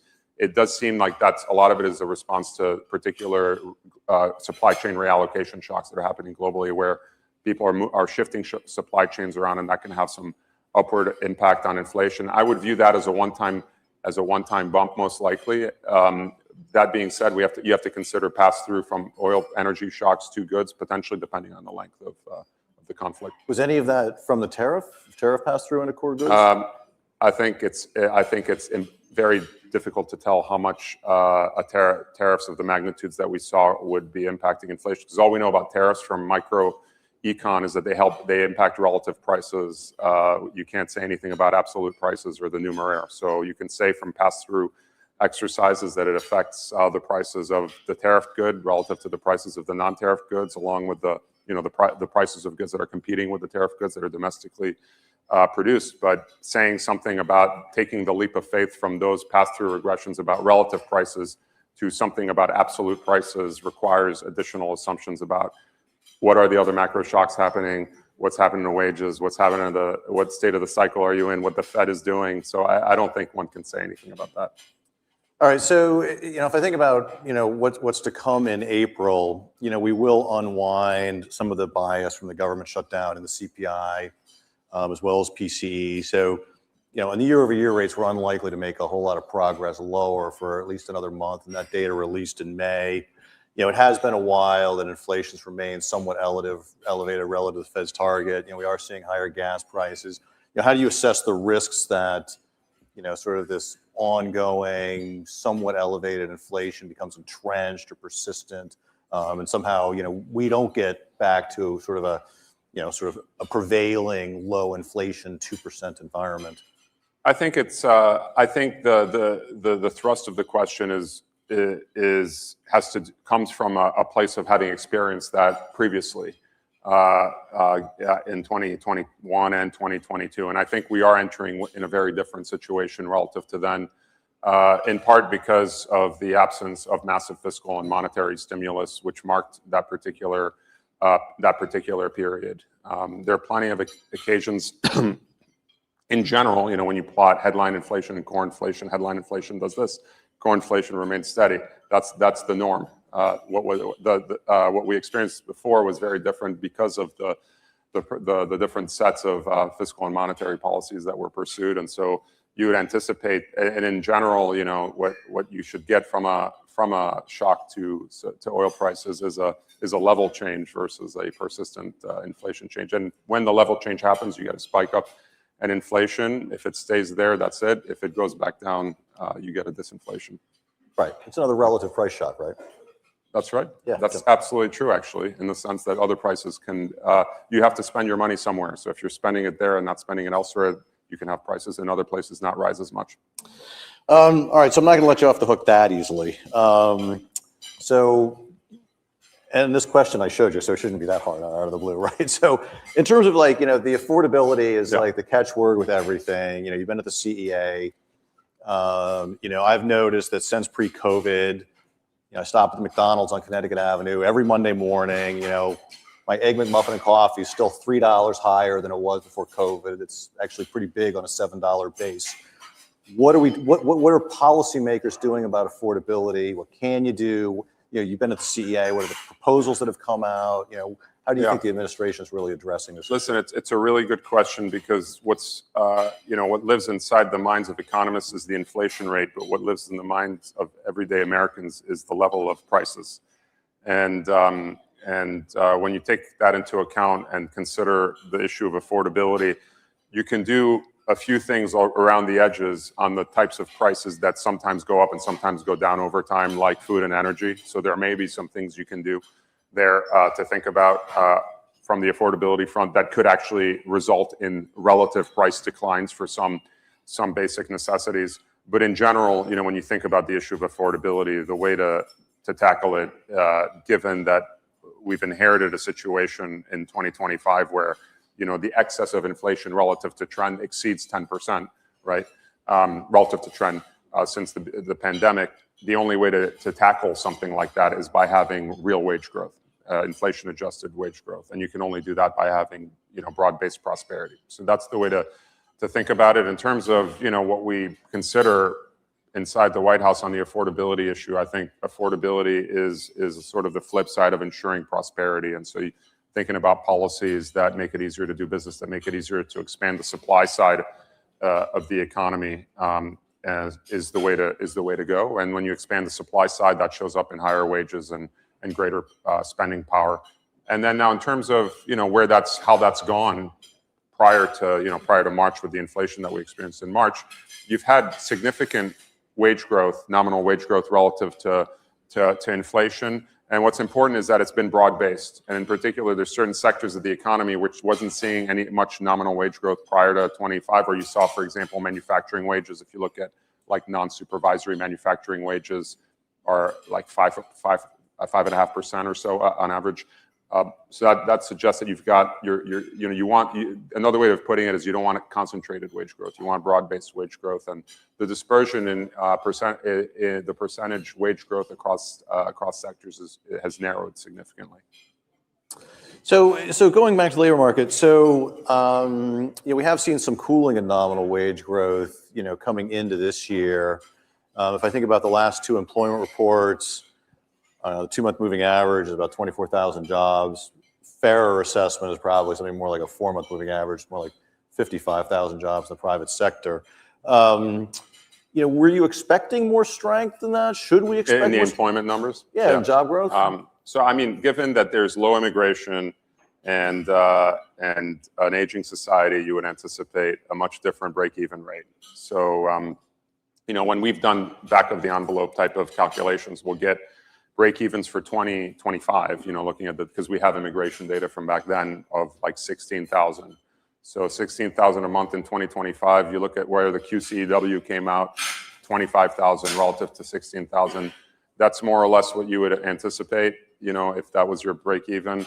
Looking into 2026, I would anticipate something analogous. So also 16,000 is not that different from zero, because there's big standard errors in these prints. So, to be totally honest, looking at where we are in the first 3 months of the year, I was somewhat pleasantly surprised by the strength of the labor market, given that our assessment of break even, and it would be lower than what we've seen on average for the first 3 months.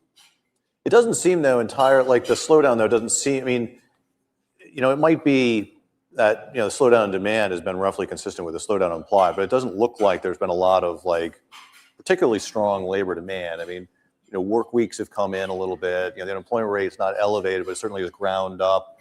We've seen even net of the demographics and some of the break adjustments from the population revision, we have seen the participation rate pull back. One job out of the labor force up. I mean, to what extent would you expect the administration's policies to be driving somewhat stronger labor demand going forward? So the labor force participation rate for prime age workers is at a 20-year high. So I'm not entirely sure that it's correct that there's no labor demand out there.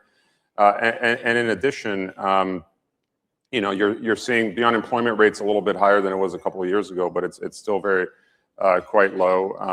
I think that, and then if you look at wages, there's strong wage growth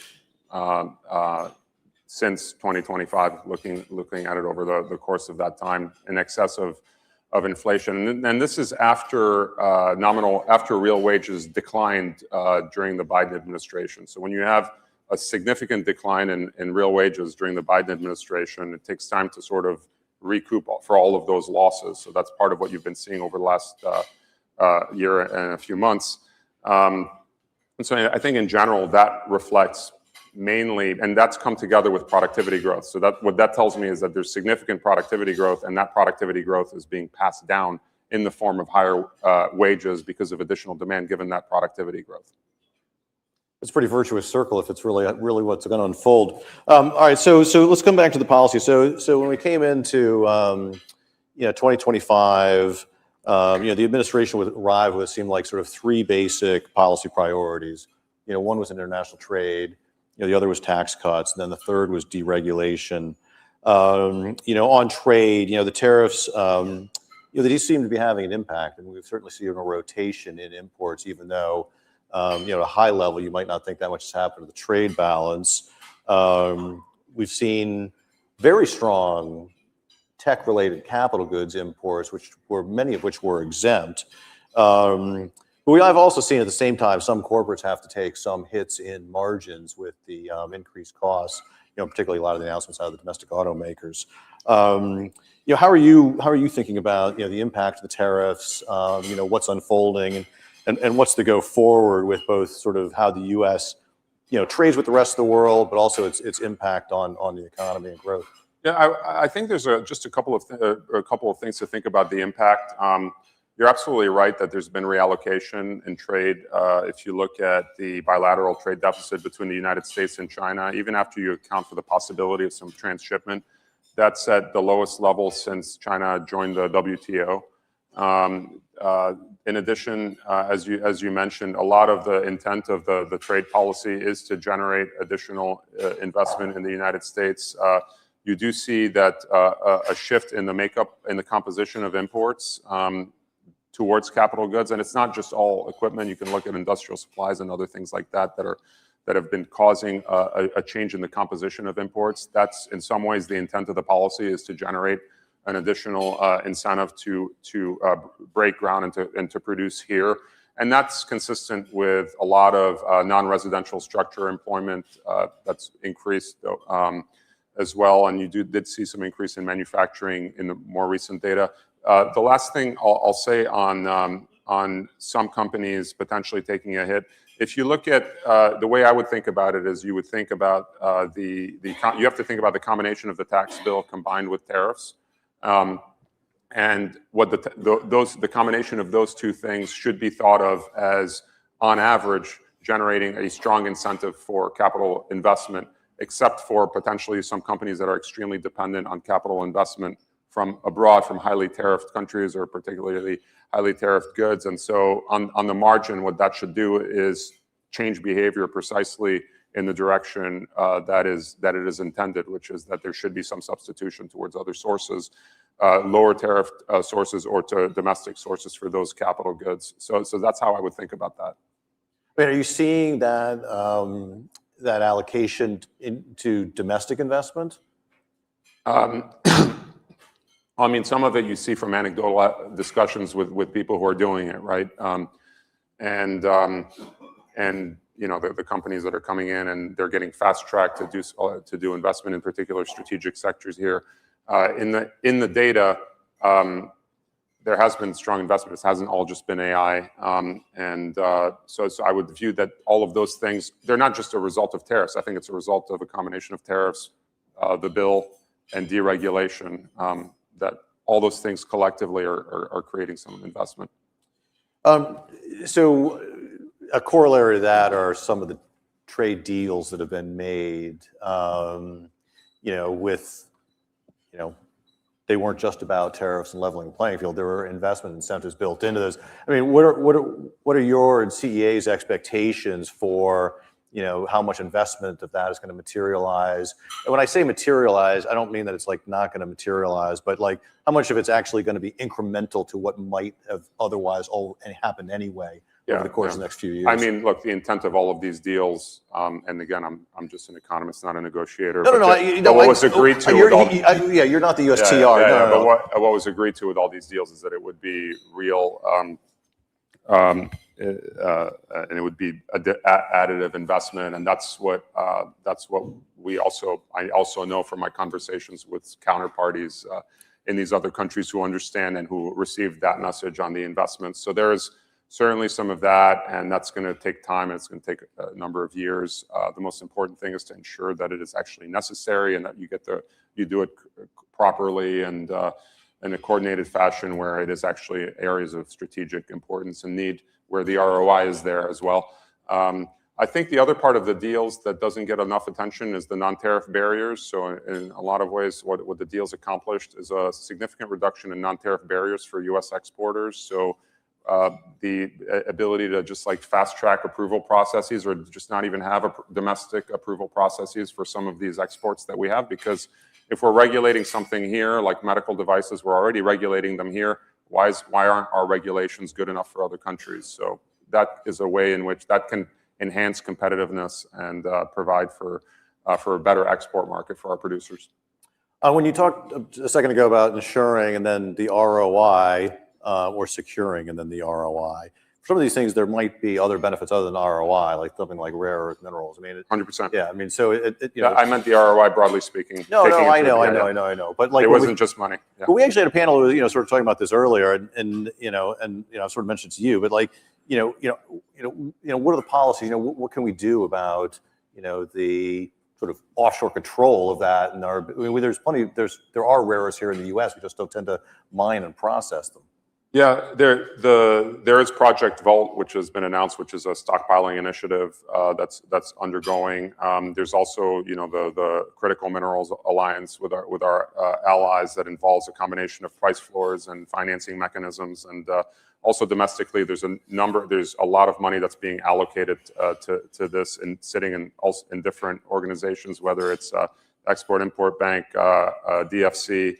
Office of Strategic Capital. So there's pools of money, and our dependence on rare earth or critical minerals processing is a problem that can be alleviated in time with enough attention and resources. And there's a lot of money and resources being allocated to it in the moment. Kind of forgot we had the Exim Bank. Well, it's very much focused on this issue. Yeah, no, that's great. So then turning to tax cuts, right? So a lot of this is interrelated, and then I'll come back to deregulation. But we've got the One Big Beautiful Bill Act. We have seen the bumper tax refunds. They're running up 10 to 15% over a year ago. We haven't seen quite the impact we thought we would see from lower withholding. We've seen some broadening in investment, which we've sort of expected due to the expensing provisions. But how is it shaping up for from when you look at it? I mean, is this the kind of growth? Do you expect more? I mean, if you had to put like 10 percentage points on GDP growth from what you're seeing, how do you think the tax cuts unfolding? I mean, I think growth in 25 came in below our forecast, but that's in large part because of the shutdown, right? So I think that's how I would explain. I would explain that. In general, a lot of the bill was anticipated, or a lot in the private sector anticipated. I think not passing it would have been quite catastrophic. And so the right sort of way to think about your question is the counterfactual of what if it had not passed. And if it had not passed, it would have been quite bad. It would have been a significant tax hike for everyone, for some corporates, and then for some non-corporate businesses, and then for households. So relative to that, I think it's been a success. The other way to think also about it, since we're talking about fiscal policy, is that we did have strong growth while engaging in a fiscal contraction, and it's a fiscal contraction whichever way you look at it. You've got higher income tax revenue nominally, higher, and also even after you deflate, but higher income tax revenue. You have tariff revenue that came in, and then you had a reduction in spending. So the primary deficit shrunk nominally, and then it also shrunk as a share of GDP. And then, of course, interest expenses adjusted downward. So the combination of those things to be able to pass a tax bill that achieves fiscal contraction with significant growth, I think, is a success. Primary deficit was contracting in 2025. In 25, yeah, that's what I mean. Yeah. But when you think about 2026, there's probably likely to be a modest deficit widening. Yeah, the forecast, the president's forecast has that, especially if there's if defense spending is increased as is intended. Okay, my guess is it would probably widen a little bit even if we didn't get the full $500 billion in defense spending. But my question more is, even considering that there would have been an extension of the TCJA. The One Big Beautiful Bill Act did have additional fiscal stimulus over and above that in the expensing provisions, in the no tax on tips, et cetera. And the initial impact of that is, even though real spending in Jan and Feb was relatively soft, it does look like the pretty substantial pickup in lightweight vehicle sales, say in March, was linked to the tax refunds, right? So this does look like it has the potential. I mean, we think it's probably going to add 45 basis points to growth this year, although there's some other offsets, and as we said, the Biden administration program's coming off. But if you thought about 26 growth, I mean, how much are you anticipating going forward? It's still going to add. The bill adds relative to other policies, you mean, or? Well, what the bill adds over and above just simply extending the TCJA. I see. Oh, that you want that difference between TCJA Yeah, I mean, and the because I mean, I get enhancements. that not extending TCJA would have been a massive fiscal contraction and very, very bad for all of us. Yeah. I have to confess, I don't have those numbers exactly off the top of my head, but we do have chapter 1 of the economic report of the president will probably allow us to answer with certainty. No, I agree that there are some enhancements because of that.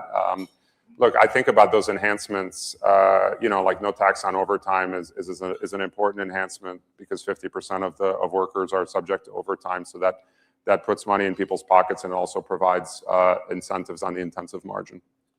And then in terms of sort of the efficiencies, longer term growth potential, I mean, how much do you think OBBA is really going to boost potential GDP, productivity, et cetera? I mean, we have it at around, I mean, we have our estimates for the 10-year window. In the near term, we think about OBBB as about 40 basis points relative to baseline for the next 3 years. But the other pieces of growth for us, I think deregulation is a really big part of it. I can tell you about those estimates if you're interested. But let's go. Dereg, let's go. So there's easy. So I think deregulation is a really powerful thing. It's low-hanging fruit. The pendulum swung too far in the direction of over-regulation, so you can do just a little bit along the edges. Of course, we're not just doing a little bit; we're doing a lot. But you can do some, make it durable, and then if you do that, you can get a lot of growth for a long period of time. We did the following exercise, which is simple back-of-the-envelope exercise, which is you just take the Biden government's numbers for the cost of economic cost of deregulation. You look at those numbers and imagine what if you waved a magic wand and got rid of all the Biden regulations. Of course, that's not what's happening. Some of those are going down. Then you basically come up with numbers that tell you that you can get at least 30 basis points of additional growth annually for 20 years. And that's just those regulations. And there's other numbers that suggest it should be more like 90 basis points. So 30 is like a lower bound. So it could be somewhere in there. And so that's the sense in which you can get a lot of growth from that. And then also if you look across, we've done some analysis looking across sectors and looking at the deregulation more broadly over a longer period of time across sectors. Sectors that are more subject to deregulation are also the ones that have been experiencing higher productivity growth, actually higher relative price declines as well. So, I mean, can you point to any specific components of the deregulatory agenda? I mean, I know the financials, domestic energy sector. Although some it's sort of hard to see the impact. Like for the domestic energy sector. I'll give you a very simple example. So NEPA reform, which is baked into the One Big Beautiful Bill, basically means that instead of having to wait for 5 to 7 years to do any kind of development to build a factory or anything like that, now it has to be 1 to 2 years. And instead of having to file all of this paperwork and be riddled with the threats of lawsuits and all of this, you don't have to do much of that anymore. It basically fast tracks the entire process. So that's the kind of deregulation where it's really about providing, making it easier to actually do business in the United States. Part of why the defense industrial base went to other countries is precisely because of the amount of over-regulation that we've had in this country. There's other areas where the president is committed to more deregulation. There's a housing executive order, for example, that's 100% committed to deregulation. It's got to happen in a whole of government approach, of course, at the federal, state, local. But there are blueprints to do that as well there. But I mean, that's sort of probably NEPA is probably my best example of a meaningful regulation. We've done some of our own internal estimates too to kind of really see the power of it. But it's ultimately there to promote additional incentives for capital investment. Well, it's always been hard in the whole dereg and reg literature because it's just words. Yeah, and what the counterfactual is, you've got sort of these cost estimates. It's like so you can never really figure out how big it is. But even when you look at some of the impacts, like the domestic energy sector I was sort of bringing up earlier, like it doesn't really look like they are in investment, but that's one of the sort of places. The way I would think about it is that energy. There's been a lot of energy production despite falling prices leading up into the year, right? Yeah, and so that tells you that the supply curve has shifted out, right? The rig count was flat, but the amount per rig increased dramatically. So So and there's been a lot of activity in natural gas. So I think that in general, and also what the deregulation does, I guess I should have mentioned this earlier, is that in the face of a potential supply shock, it means that you have a more elastic supply curve. So you can weather the shock more easily. You're not stuck with a very vertical supply curve because you've got a lot of green mandates that prevent adjustment, for example. Is that going to help with the current energy? Is that what you're saying? That's what I'm trying to say, Yeah. Okay, so in the time we've got left, the one thing I do want to get to is, I sort of asked you earlier, like what's left on the policy agenda for the administration for economic policy? CEA, you've got white papers on.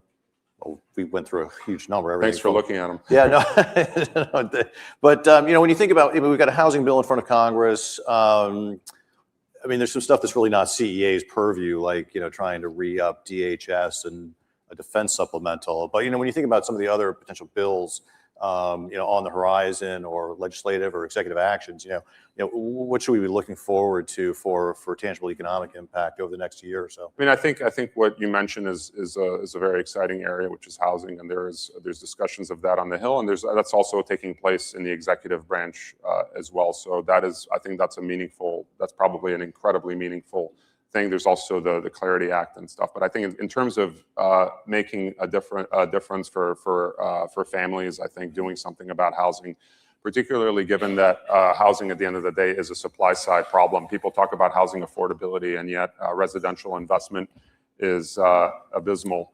That tells you that there's a problem in the amount of red tape that goes into building a home, where I think it was somewhere between 30 and 40% of the value of a home is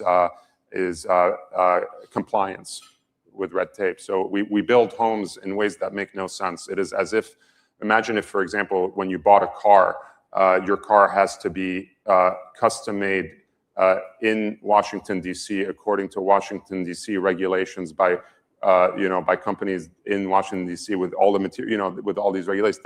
Your car would become unaffordable at that point, and that's basically what we've done to housing.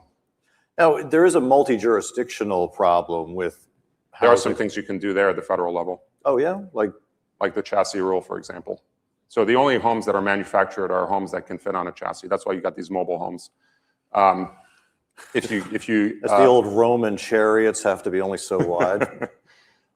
So that prevents manufactured housing, for example. It prevents economies of scale from taking place. So there are some, and that's something that's been discussed on the Hill, for example. So that's something that supersedes state and local regulations. So lastly, on the nation's fiscal trajectory, you've done a lot of work on the political economy of this and why we should potentially have policy rules. When we look out, looming Social Security, trust fund insolvency in 5 to 7 years, we still are. It looks to me like running maybe 6% deficits this year, the next few. Is it AI that bails us out? What do we need to tie some hands, deeper cuts? What saved this?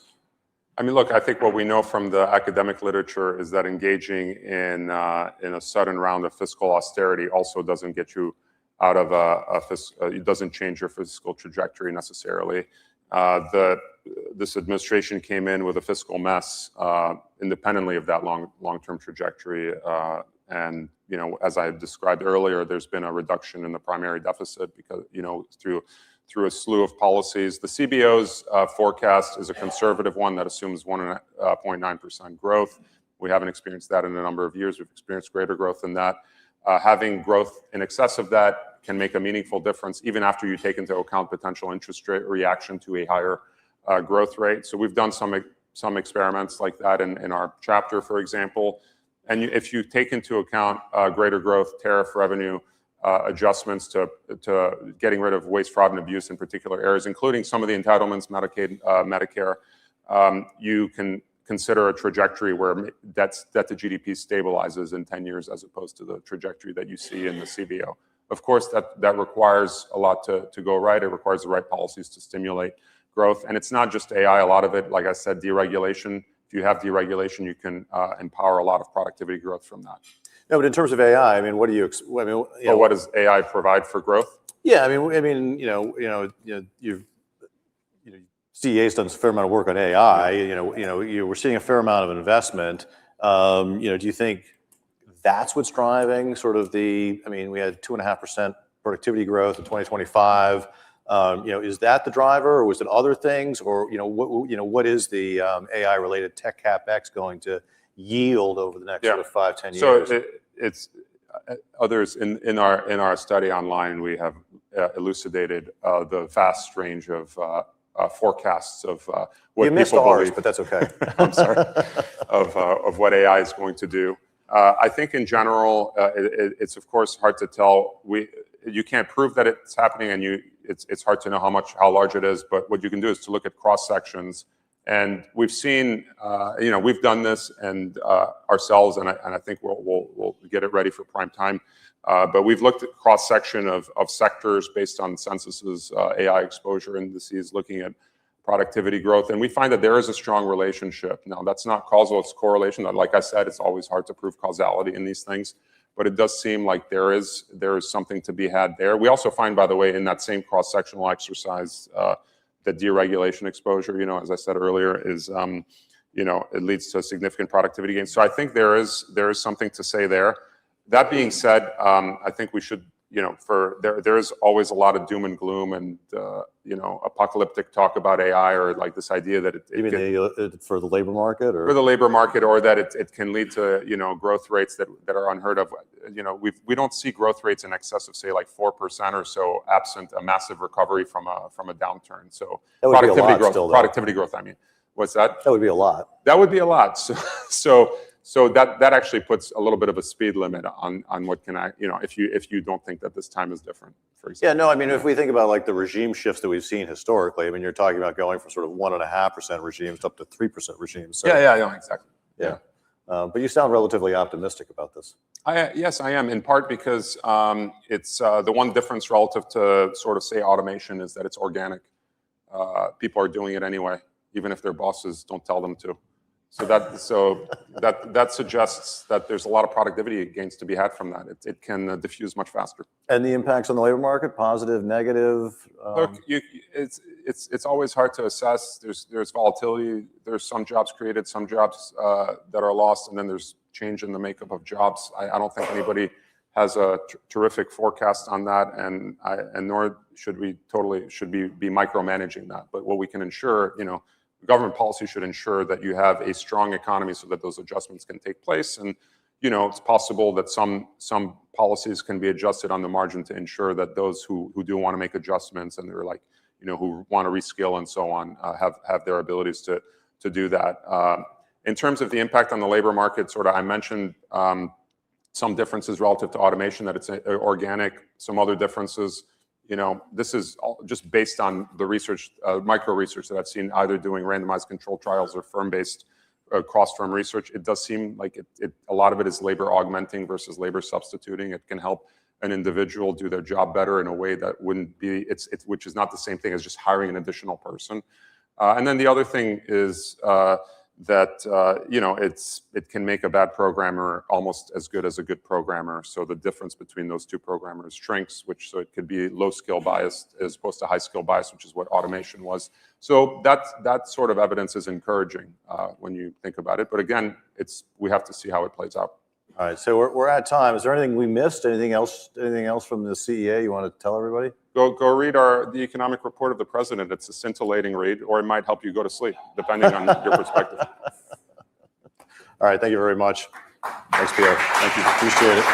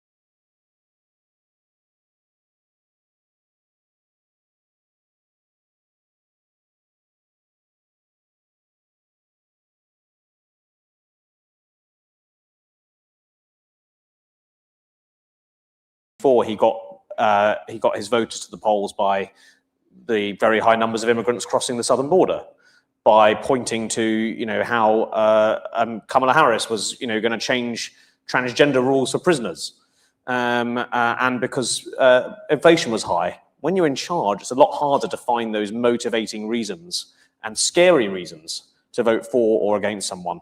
So look, I think the House is going to be very difficult for the Republicans. I think that's been pretty priced in since the start of the year. I do think the Senate is in play. I think that for people in this room who want to know what's going to happen, like I would say this, hire good pollsters, but hire good pollsters in Ohio and Iowa, because those are going to be two key Senate states that really decide whether this thing goes red or blue. And look, there's lots of polls that sometimes you'll see a poll that has a Democrat +2 congressional ballot lead, Democrat +3. People point to those and go, well, look, maybe it's not so bad for the Republicans after all. Our view is, on our sampling and our composition of the electorate based on who we think is going to turn out in November, is closer to a Democrat +9 context. And that is not as bad as 2018, which is sort of Dem +12 to 15, but it is bad. And I think to answer your question directly, the Senate is in play. Iowa? I mean, that's pretty red. Yeah, indeed, and it's a tough call for the Democrats, but they've got to win. So we were going through this in the corridor, so they've got to. There might be the two Republican possible pickups are Georgia and Michigan. I think it's hard to see Republicans picking up those states, so let's put those to one side. So then they've got to win Maine. That's possible. We had a bit of a disagreement outside. Perhaps you can talk to that, George. So that's possible, and then Alaska, and then Iowa. Ohio. They've got to win three of those to take it down there, just to 50. So that's the battleground, and I think of those two, the swing ones are Ohio and Iowa. Is Texas in play? Yeah, I mean Texas is one of those if they want to bring it down to 49. Yeah, but my sense is that goes after those two. I mean, we're talking actually about a lot of states that, I mean, I'm older than both of you put together probably, but like a lot of those states just, there's been a lot of inroads over the last few elections for the Democrats. I mean, George, let me ask you, you sort of brought up Susan Collins in Maine. That's kind of an odd political state in a lot of ways. But, I mean, the Republicans do seem on defense here. I mean, how are you seeing it? I think for right now, the way we see it at Signum is a 50-50 Senate where Lisa Murkowski 50-50. Where Lisa Murkowski will be the most powerful senator and basically be like Joe Manchin was during President Biden's first two years, and she will control where the Senate goes.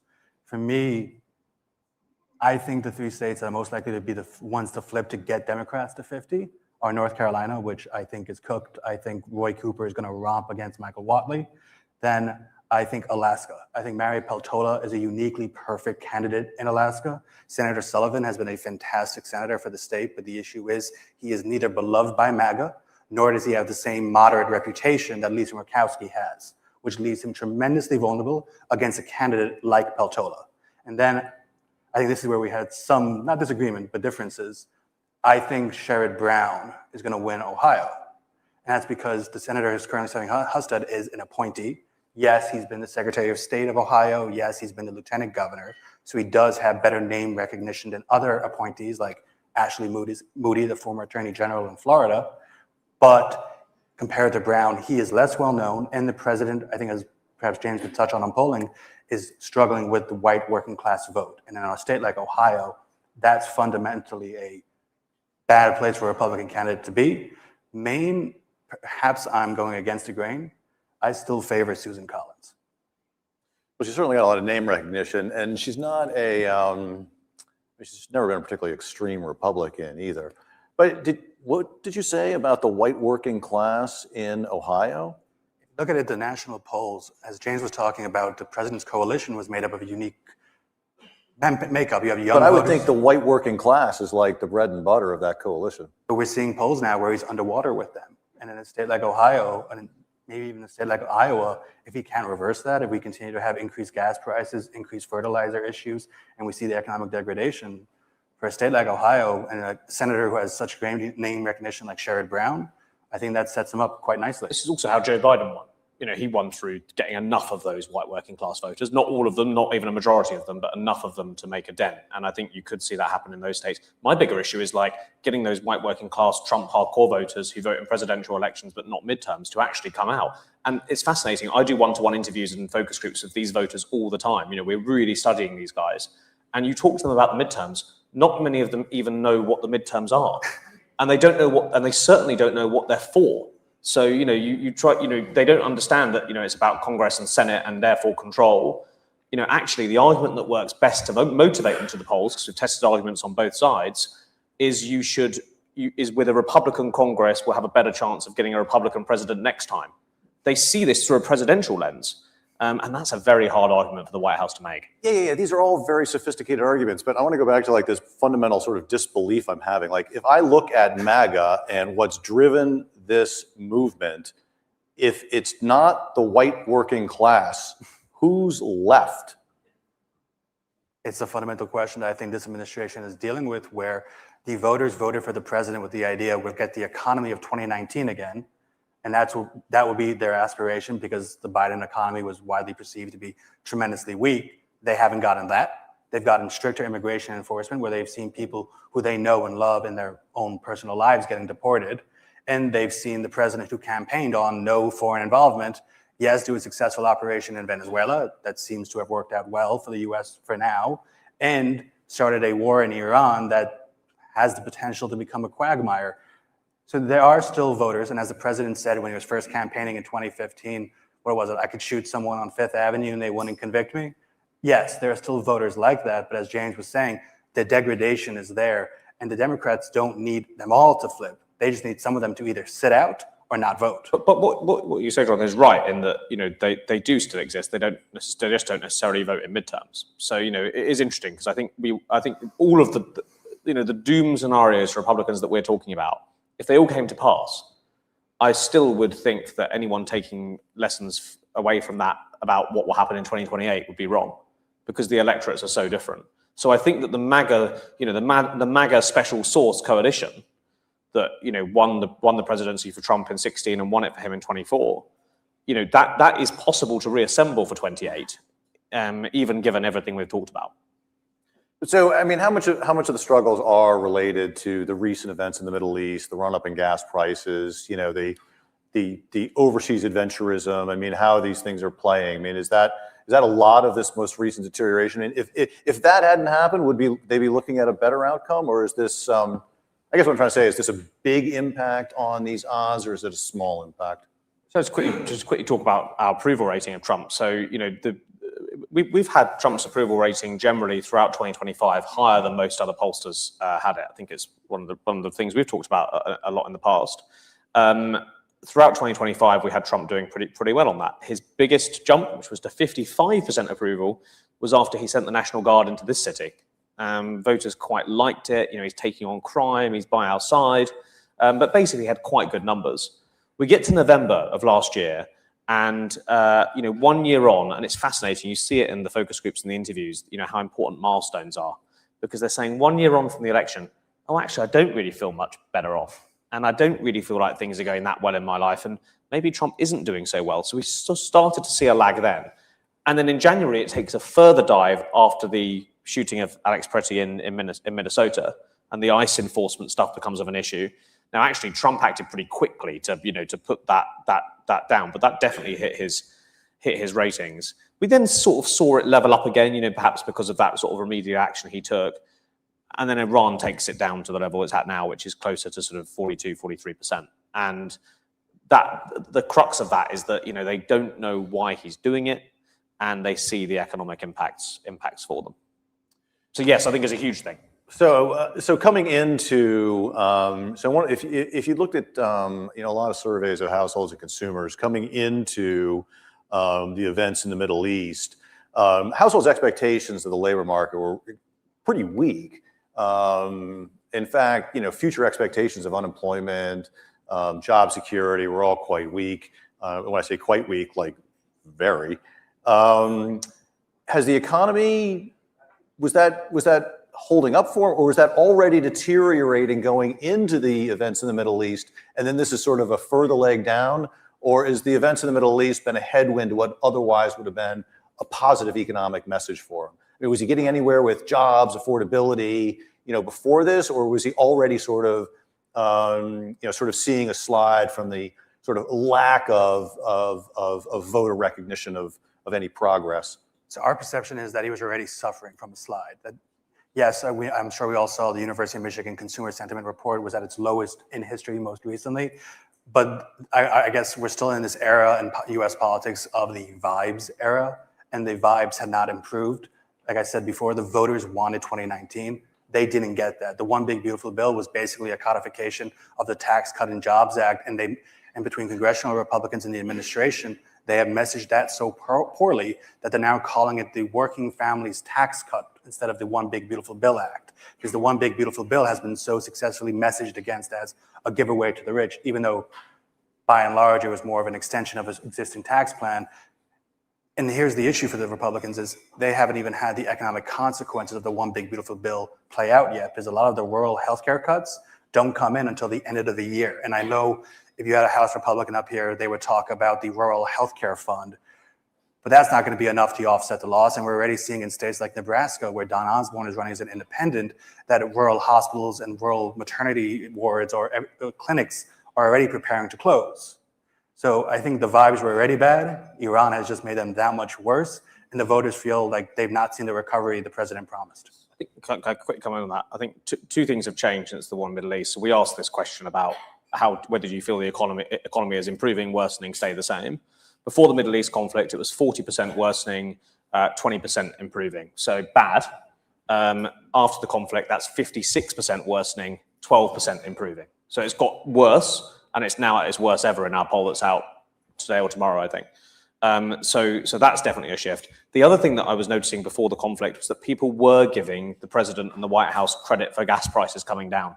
It's quite the irony, because actually that was really coming through in focus groups and in the polling, that was the one thing that people were starting to give credit to the administration for. And that's clearly now being unwound. Just a quick word on tax refunds. We haven't released this, but we did some polling this week on this tax refunds question, because a big question is, what is this going to make people feel better? And actually, we found that of people who are getting tax refunds this year, a majority think that say that the refunds they're getting are higher than they expected, which is pretty good for the administration. And actually, what was really interesting is that a majority of those people getting tax refunds actually tell us that those refunds will be enough to offset any increases in the gas price that they experience over the year. I think that's hugely interesting for macroeconomics, because it tells you a little bit about, like, well, are they, if these people, it suggests that these people are going to carry on spending, which is interesting in its own right. But the thing is, those economy 56% worsening numbers are not getting any better. So the vibes are still bad, even if people are starting to feel better. And that's before food price increases even come in. Yeah, but the flip side of that is we all had in our GDP forecasts, like the boost from the refunds, and now the energy price impact has undone the boost. Yeah. But let me ask you this, George, because I do want to come back to some of the elections, but how do the Republicans get out of this? I mean, I look at the legislation on Capitol Hill, and I don't mean to laugh, but like they're talking about another reconciliation bill, but they're going to go through that process for what looks like the ultimate in small ball, right? Like, I mean, just a DHS top up and, well, not top up, but a DHS funding, over several years potentially, but then just like, was probably going to end up being a relatively modest defense top up for, supplemental spending due to the perceived additional costs of the war. I mean, there are additional costs, but we all know that OBBA actually had over $100 billion for procurement and stockpiling initiatives. But there's something else they're going to do. I mean, what are they going to do to right this ship? I mean, do the Republicans in Congress feel like their backs are up against the wall, like they need to push out more stimulus? I mean, is that even possible? I mean, well, the issue with this idea of stimulus is, as much as it's hard to believe, because you would think political incentive would say get money out the door, there are House and Senate Republicans who are truly fiscally conservative, and they can't allow stimulus to go without some kind of pay for, which would screw over the moderates who can't do another pay for it, because that's going to be further healthcare cuts, further touching of social programs that, 6 months before the election would doom them, and they're already facing a pretty bluish wave that's approaching them. In terms of their strategy, you're right, 2.0 is likely going to be a very narrow reconciliation bill. I'm still optimistic, though, that they will eventually get a defense supplemental on a bipartisan basis. I don't think it's going to be in here. One reason is the DOD, the budget is basically a jobs program, and Republicans understand that they do this through reconciliation. Next time Democrats have a trifecta, their little district projects are going to go out the window for Democratic priorities. And to an extent, and maybe James can talk about this a little more, they're also concerned about completely holding the bag on the Iran war. So if they're the ones to vote for funding further, or the perception of voting further for the Iran war without Democratic buy-in, I think they want to avoid that. In terms of an actual strategy, and I don't think this is a particularly winning one, my sense from conversations is they're going to go back into the cultural issues again. And most significantly, we had the president in the first administration sign the First Step Act, the criminal justice reform bill. They're going to go in the other direction. I think they're going to target blue cities with legislation to strip them of funding if they're an immigration, if they're anti-ICE. They're going to go try to strip them of funding if they don't cooperate with the administration on their priorities, and basically make it out to be that we are fighting for Americans in these blue cities that care more about people from overseas or who are here illegally. Again, it worked to an extent. The cultural battles worked in 24. But here, where the economy is and affordability is such a paramount concern, no, I think it's fighting a losing battle. But what are the odds any of those pass? The bill for the cities is not going to pass because you need 60 votes in the Senate. The filibuster is going nowhere. But the idea is, as we saw in 2018 in the final days of the midterms, and before the midterms, Fox News, Newsmax, Breitbart, whoever had all the headlines about immigrants coming over the border. It's going to basically be that New York City, SF, DC, LA, Austin are these Democratic hellholes. And then for the defense supplemental, I mean, what kind of dollars you're talking? I mean, we had penciled into our forecast maybe like 75 billion. I mean, right. Is it going to be over 100? My perception is it's going to be over 100. I know bipartisan. I think it's going to be 100 bipartisan. Oh, 100 or 150 or? I can only say right now over 100 is my perception because we so desperately need to get these munitions done. And I know that the Deputy Secretary, Stephen Feinberg, is working to get them to produce quicker. Roosevelt was on the Hill today testifying, and he said that we're still getting it together. But based off our usage, based off our need, and look, if you look at what we've done to Asia, where we've pretty much removed THAAD missiles from South Korea, we've removed the MEU from the region, we have to get things going again. And I think that means a bigger thing. At some juncture, I think the administration is willing to wait it out a little bit more to see if we can perhaps, in their mind, get the Iran war in the background or behind them and have some Democrats more, I guess, national security Democrats, perhaps those like Senator Slotkin from Michigan, to back them. Yeah, I mean, because we thought they'd be able to get a bipartisan bill through, but we questioned how much the two sides could possibly agree to. I mean, look, I know the president made a budget request for next fiscal year 2027 at $1.5 trillion. I could tell you there are Senate Republicans who oppose that number and think the Pentagon is crazy if it thinks it's getting $1.5 trillion. Okay, so coming back to some of these cultural issues, we had talked earlier, one of the reasons that sending the National Guard to DC seemed to sort of play very well because, everybody hates crime, right? So if the Republicans are going to put up a bunch of, you're basically saying the Republicans are going to put up a bunch of bills that won't pass, but that makes them look like they're, tough on crime, pro-safety, protecting Americans. And it makes the Democrats look weak. Yeah. Fair. I was going to be nice about it, but but I mean, what does the polling say? I mean, what do you think? What do you think the issues are that they're going to play in going into the midterms? I thought you were going to say because everyone hates DC. Well, that could be too. Everyone hates crime, and some people hate DC. Look, I think that is spot on from George. I think that basically, like, if as a political advisor, like if the president asked me, what do I need to do between now and the midterms? There are some pie in the sky things I could say, like get the gas price radically down, make people feel better. But actually, from a pure and it is cynical, but from a pure political point of view, I would say you need to create fights. And you need to create fights to make people feel like there is a threat to them from Democrat control of Congress. And what are those flashes? So then the question becomes, what are things that are both scary and credible that would move the votes away from the Republicans? That is what they will be thinking in the White House. And crime is the big one. And actually, I think bills are one part of it, but actually the thing that I think is most important, and probably most important to this audience and impact on markets and so on, is actually the direct action that the president can take. And sending National Guard in, sending other forces in, causing having direct intervention in the affairs of the states and cities, that has the potential to be a major flashpoint, but it would dominate the news and get some of those results that they want. I don't think it will be on immigration and ICE. I think there is definitely a view in the administration now of like that needs to be totally cooled down. Like the reason Mark Wayne Mullen in there is to cool it down. Like their focus on a day-to-day basis is to avoid things that cause flashpoints. So I don't think it will be through the ICE route, or at least immigration enforcement route. But I do think it will be through crime, and I think it will also be through, like, if I were them, I'd be doing a good big campaign right now on like what would your tax return have looked like this year if the Democrats were in charge, and show that it would have gone up rather than down, and try and tailor the numbers, target those messages to those particular voters. So the economy is a potential where they can make that impact, and I'd also be looking at other things as well, like whether they can try and bring some of the gender, transgender issues that clearly alarmed a lot of more conservative voters last time.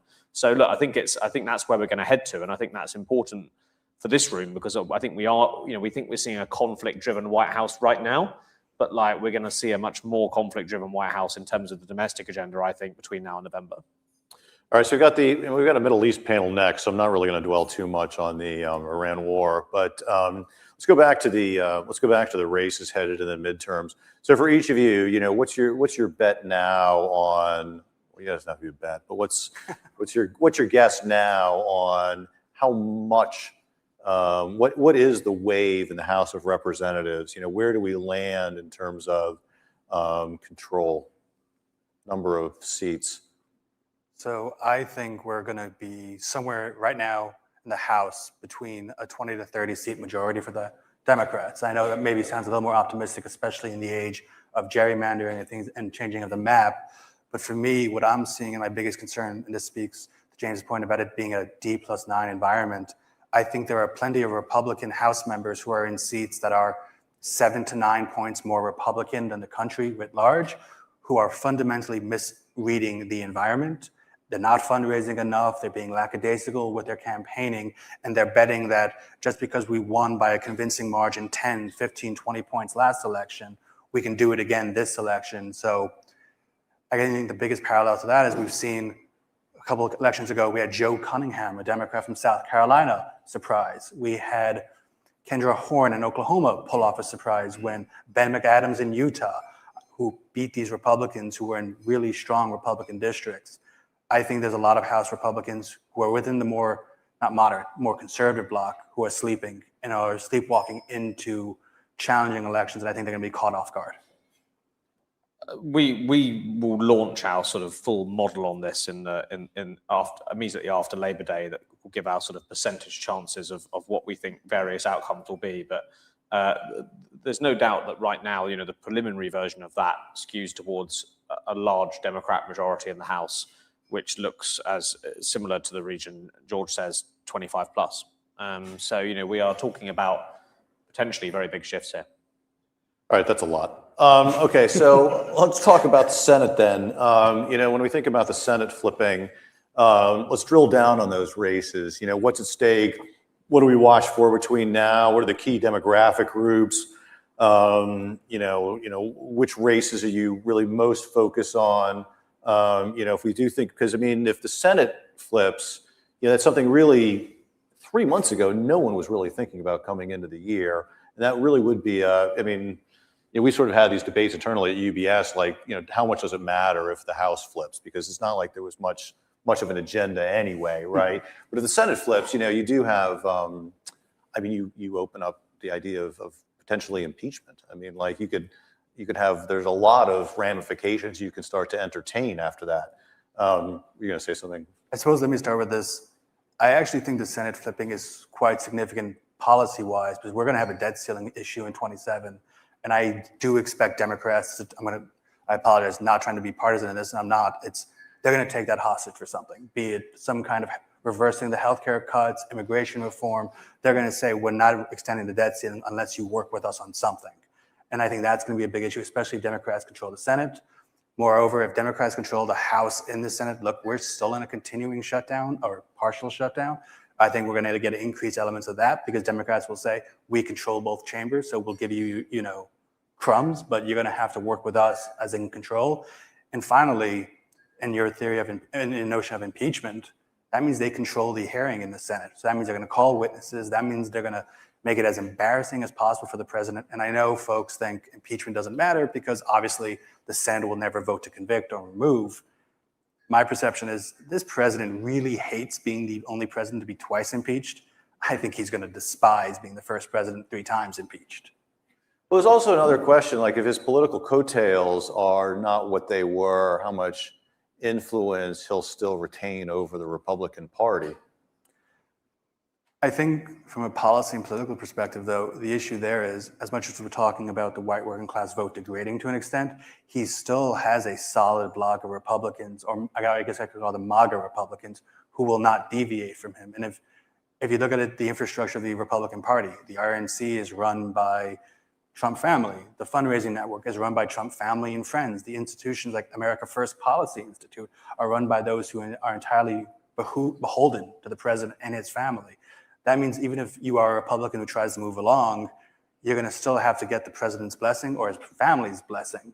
So even in an election that goes poorly, for example, in 26, I still think he will have quite, 1, power, and 2, willingness to use it and take it out on those who he perceives to be his enemies. I think we also need to remember like what the environment looked like in December 2022. Might sound random, but after those midterms that were not what the Republicans wanted, after the sort of shine had come off of Donald Trump, I would do interviews with quite hardcore Trump voters from 2016, 2020, who basically said like, he had a great run, but it's time for Ron DeSantis now. And that might seem ridiculous because then all the court cases happened and suddenly Trump was back. But like this Trump electorate like is able to leave Trump behind. And I think, I think the political ramifications of a Senate and House loss, I think you've even seen some of it in the last couple of weeks with the memes and the AI image. I polled this, by the way, asked people whether they thought Trump was comparable to Jesus. 85% said no, 5% said yes. This is the serious insight you asked for here at UBS. And actually, it was only 8% amongst Trump voters. So Trump voters have a limit, even with their man. So look, I do think Trump's political impact wanes off, and I think that has impacts on 2028 as well. Shall I just quickly talk about one of the key groups to watch? Your actual question. Well, I mean, back to the races and the key groups. We can come back to the president in a bit, and he might come up in Q&A, but. Let's drill down on the key races because I want to talk about the key races. Then I want to talk about after, and I do want to talk about 2028 a little bit before we let the audience have questions. Yeah. So look, in terms of the Senate race, you've got, like I said, Georgia and Michigan potential Republican pickups. So keep an eye on those. Again, I don't think particularly likely. So they're sort of lower priority. Other lower priority ones are ones that we think the Democrats will take. So George said North Carolina is one of those. I think Alaska is probably one of those. We're a bit undecided. We're a bit different on Maine, but in my view, Maine is one of those. And then you've really got the real battleground of Iowa, Ohio, and Texas. So I would say, those are the ones to look at. Like I said earlier, Ohio and Iowa, I think, are the 2 most important there. I would say in terms of groups, this is actually quite a straightforward midterm elections in terms of who the key groups are, because there is basically one big group that can still change the game. And that is who we call the MPVs, the mid-propensity voters. So these are Trump voters. They voted Trump in 24, and they're between 4 and 7 out of 10 likely to say that they'd vote in the midterms. They're not total no-hopers, never vote in midterms, but it's possible that they would, but they're not over the line yet. We are in quite a unique moment where the incumbent White House, is totally focused on that group. They're spending millions to get that group to turn out.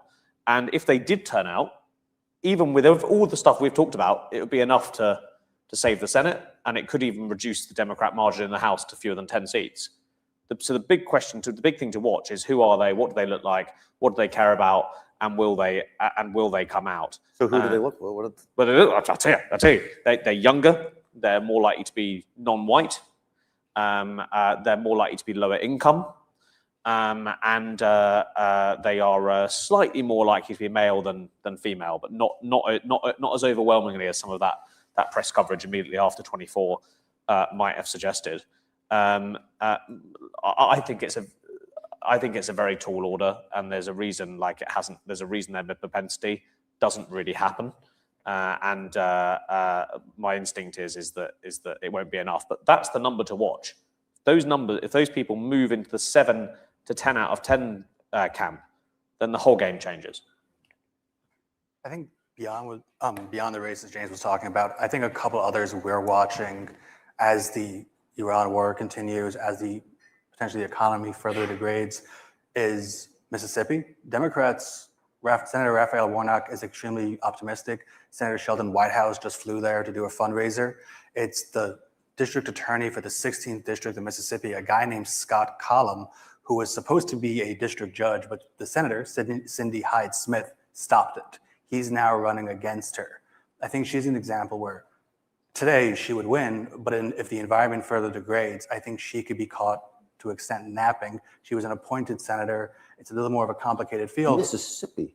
Yeah, the state is 37% black. It is the most black state in the union. And Scott Collum is a pretty moderate guy. And in this environment and the continued degradation, I think Democrats feel optimistic there. Another state I'm looking at very closely is Kansas. Representative Sharice Davids, a moderate Democrat with a fantastic backstory, is considering running against Senator Roger Marshall. And Marshall's issue is similar to Sullivan. Dan Sullivan's in Alaska is that he's a really good senator, but he's not really beloved by MAGA. He's not really moderate. And Kansas has had the Sam Brownback experience as governor, where he basically implemented a radical tax plan that didn't really help Kansas, and they're still recovering. So they now have a Democratic governor and Laura Kelly. And with ag issues becoming more prominent between tariffs and fertilizer, and Sharice Davids being a very compelling candidate, Democrats feel optimistic if Davis gets in there too. So you two are probably, again, too young to remember, but I've got a friend of mine, there was a book written, this friend of mine's married to the author. Kansas was so Republican that the book was What's Wrong with Kansas? So it's a little surprising to hear that sort of 20 years later. And we still also have a state like Montana, where Seth Bodnar's, we've had Senator Steve Daines do a very, very quick and sudden retirement and endorse the former U.S. attorney for Montana, a guy named Kurt Olney, who's really pretty new to GOP politics, running against a young former University of Montana president, Seth Bodnar, who's running as an independent, Army veteran, military veteran, compelling story, really good speaker. And look, Montana's elected John Tester. They elected Steve Bullock as governor. So there, Democrats feel that if the Iran war continues, if the economic concerns become more paramount, that they can be competitive there as well. So even aside from sort of the focal states like Ohio and Iowa, you're talking about, there are potential for other surprises that the Democrats could pull off. I think it would take more degradation in the economic situation, but absolutely, and Democrats want to make the map as expansive as possible. All right. Wow. So, okay, so 2028, who wins? Dems or Republicans? Well, this is the problem, right? So, Democrats can take great pleasure from everything we're saying today. And by the way, I think the Senate is in play, but I think it still leans slightly Republican. We have 45% chance for Democrats getting the Senate. Now, as you said, I'm doing a dinner on Monday where I'm presenting that figure, and I did the same dinner to the same group in January, and it was 20%. So it's changing fast. So it's bad, but it's not terminal for Republicans. But even if Democrats did achieve that, there is still huge problems. People do not like the Democrat brand. They don't know what Democrats stand for. There is huge division within the Democrat Party about what it stands for, so voters have fair reason not to know. And they are still concerned about strength of Democrats, soundness of Democrats on issues like immigration and crime. And they are voting, when you ask them whether you're voting for or against someone in the midterms, people who are voting Democrat overwhelmingly say they are voting against Republicans rather than for Democrats. And that's before you even got onto the quality of the sort of candidate field for Dems, where most Democrat people I speak to are pretty despairing about not at least having one really solid candidate that they all feel they can rally around. So I think that, plus the fact, as I said earlier, totally different electorates, The electorates between midterms and presidential systems are so different. It's basically two different countries going and voting each time. So, that also adds into the fact that, I think there's a lot of uncertainty. So I think that even in this worst case that we're talking about, okay, maybe not Mississippi and Kansas, I think we could probably say that Republicans are in serious trouble if that were the case. But in all of the scenarios we're talking about, I would still say Republicans have an absolute fair crack at 2028. I fully agree with James on that one, because my biggest concern is Democrats are going to do the same mistake they did in 2022 after the midterms, where the results were surprisingly stronger for the Democrats, at least than expected. And everyone said, oh, Dobbs, the abortion ruling helped us. We are still in a good place. And we found out in 2024, you very much are not. In 2026, I think they're likely to be electorally successful in the midterms, but it will not be because they have great policy. AI, energy, tariffs, whatever else. You ask 3 Democrats, you're going to get 6 different opinions. And I think that means that the party really has no fundamental core with which voters can identify them with. And if you look at their polling, as James mentioned, generally they are historically unpopular. They're 20 to 30 points underwater. But if you took away President Trump, would you say the same thing about the Republicans? I mean, it's not like there's any overarching philosophy I see in the House or the Senate. I would argue the difference there is, one, Republicans say things and they try to do them. The perception of the Democratic base is Democrats have this whole idea, IRA, chips, it's going to transform the economy, but as the term is now, it was basically an everything bagel approach that got nothing done except a lot of nice signs with Secretary Buttigieg's name on it. Didn't really change anything. I think for Republicans, it's the idea that they're the party of strength. They're still the national security party, and they're still the party that is for Americans. And I think the perception is with voters, to an extent, is that Democrats don't really have that idea of strength and seem more concerned about things overseas than they do at home. Yeah, but this is also a presidential system, right? It all comes down to who the candidates are. That's the actual answer to your question. I think it's open, but it really comes down to who the candidates are for each party. Kamala Harris? So we have on our primary polling for each group, we have this is actually fresh off the press. We've got 24% for Kamala Harris. This is amongst likely Democrat primary voters, and it's a very tight sample, by the way, so it's not skewed by name recognition. So 24% Harris, 19% Gavin Newsom, 12% Buttigieg, 7% AOC, and then Pritzker, Shapiro, and Mark Kelly tied on 4%. got a Jesus there. So not President Trump. Indeed, 85.5. Remember in your next macro briefing note. So look, basically Harris is ahead, but she's on a very small share of the vote. I love saying this at events and at dinners because it's sort of people sort of become terror stricken. But I am of the view that Harris does have a genuine shot at being the Democrat nominee if she goes for it. I've got a look of terror over there. And because I think that, and one of the reasons is that in the presidential primary polling that I've talked about, she's tied with Newsom or with white voters, but with black voters she's 20 points ahead. And black Democratic primary voters have chosen the primary winner in every Democratic primary going back to 2004. So they chose Obama over Hillary Clinton. They chose Hillary over Bernie Sanders. They chose Biden over any of the other people in 2020. They didn't choose John Kerry in 2004, which is interesting. They went for Edwards. But that is a big base that you can rely on. And she has a pretty split field elsewhere. I'm not predicting it. I'm not predicting it, but I do think it's an understated thing. I think if you're JD Vance or Marco Rubio, you are punching the air if you hear that. Our Republican primary polling is 47% Vance, 14% Rubio, DeSantis 9%, and then I think Nikki Haley on 4%, and everyone else under 4%.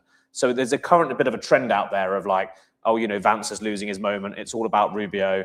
In fact, I struggle in any poll to get Rubio above 20% amongst Republican primary voters, and the main reason why is that they still see him as the guy that took on Trump on the stage in 2016, little Marco.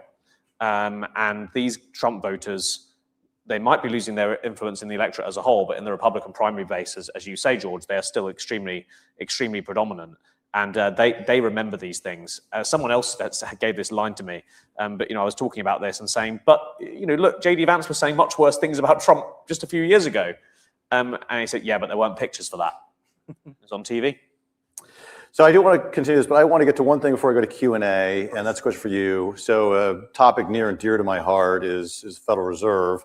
We do have Chair Powell. His term ends on May 15th. He has pledged to stay on until his successor is confirmed.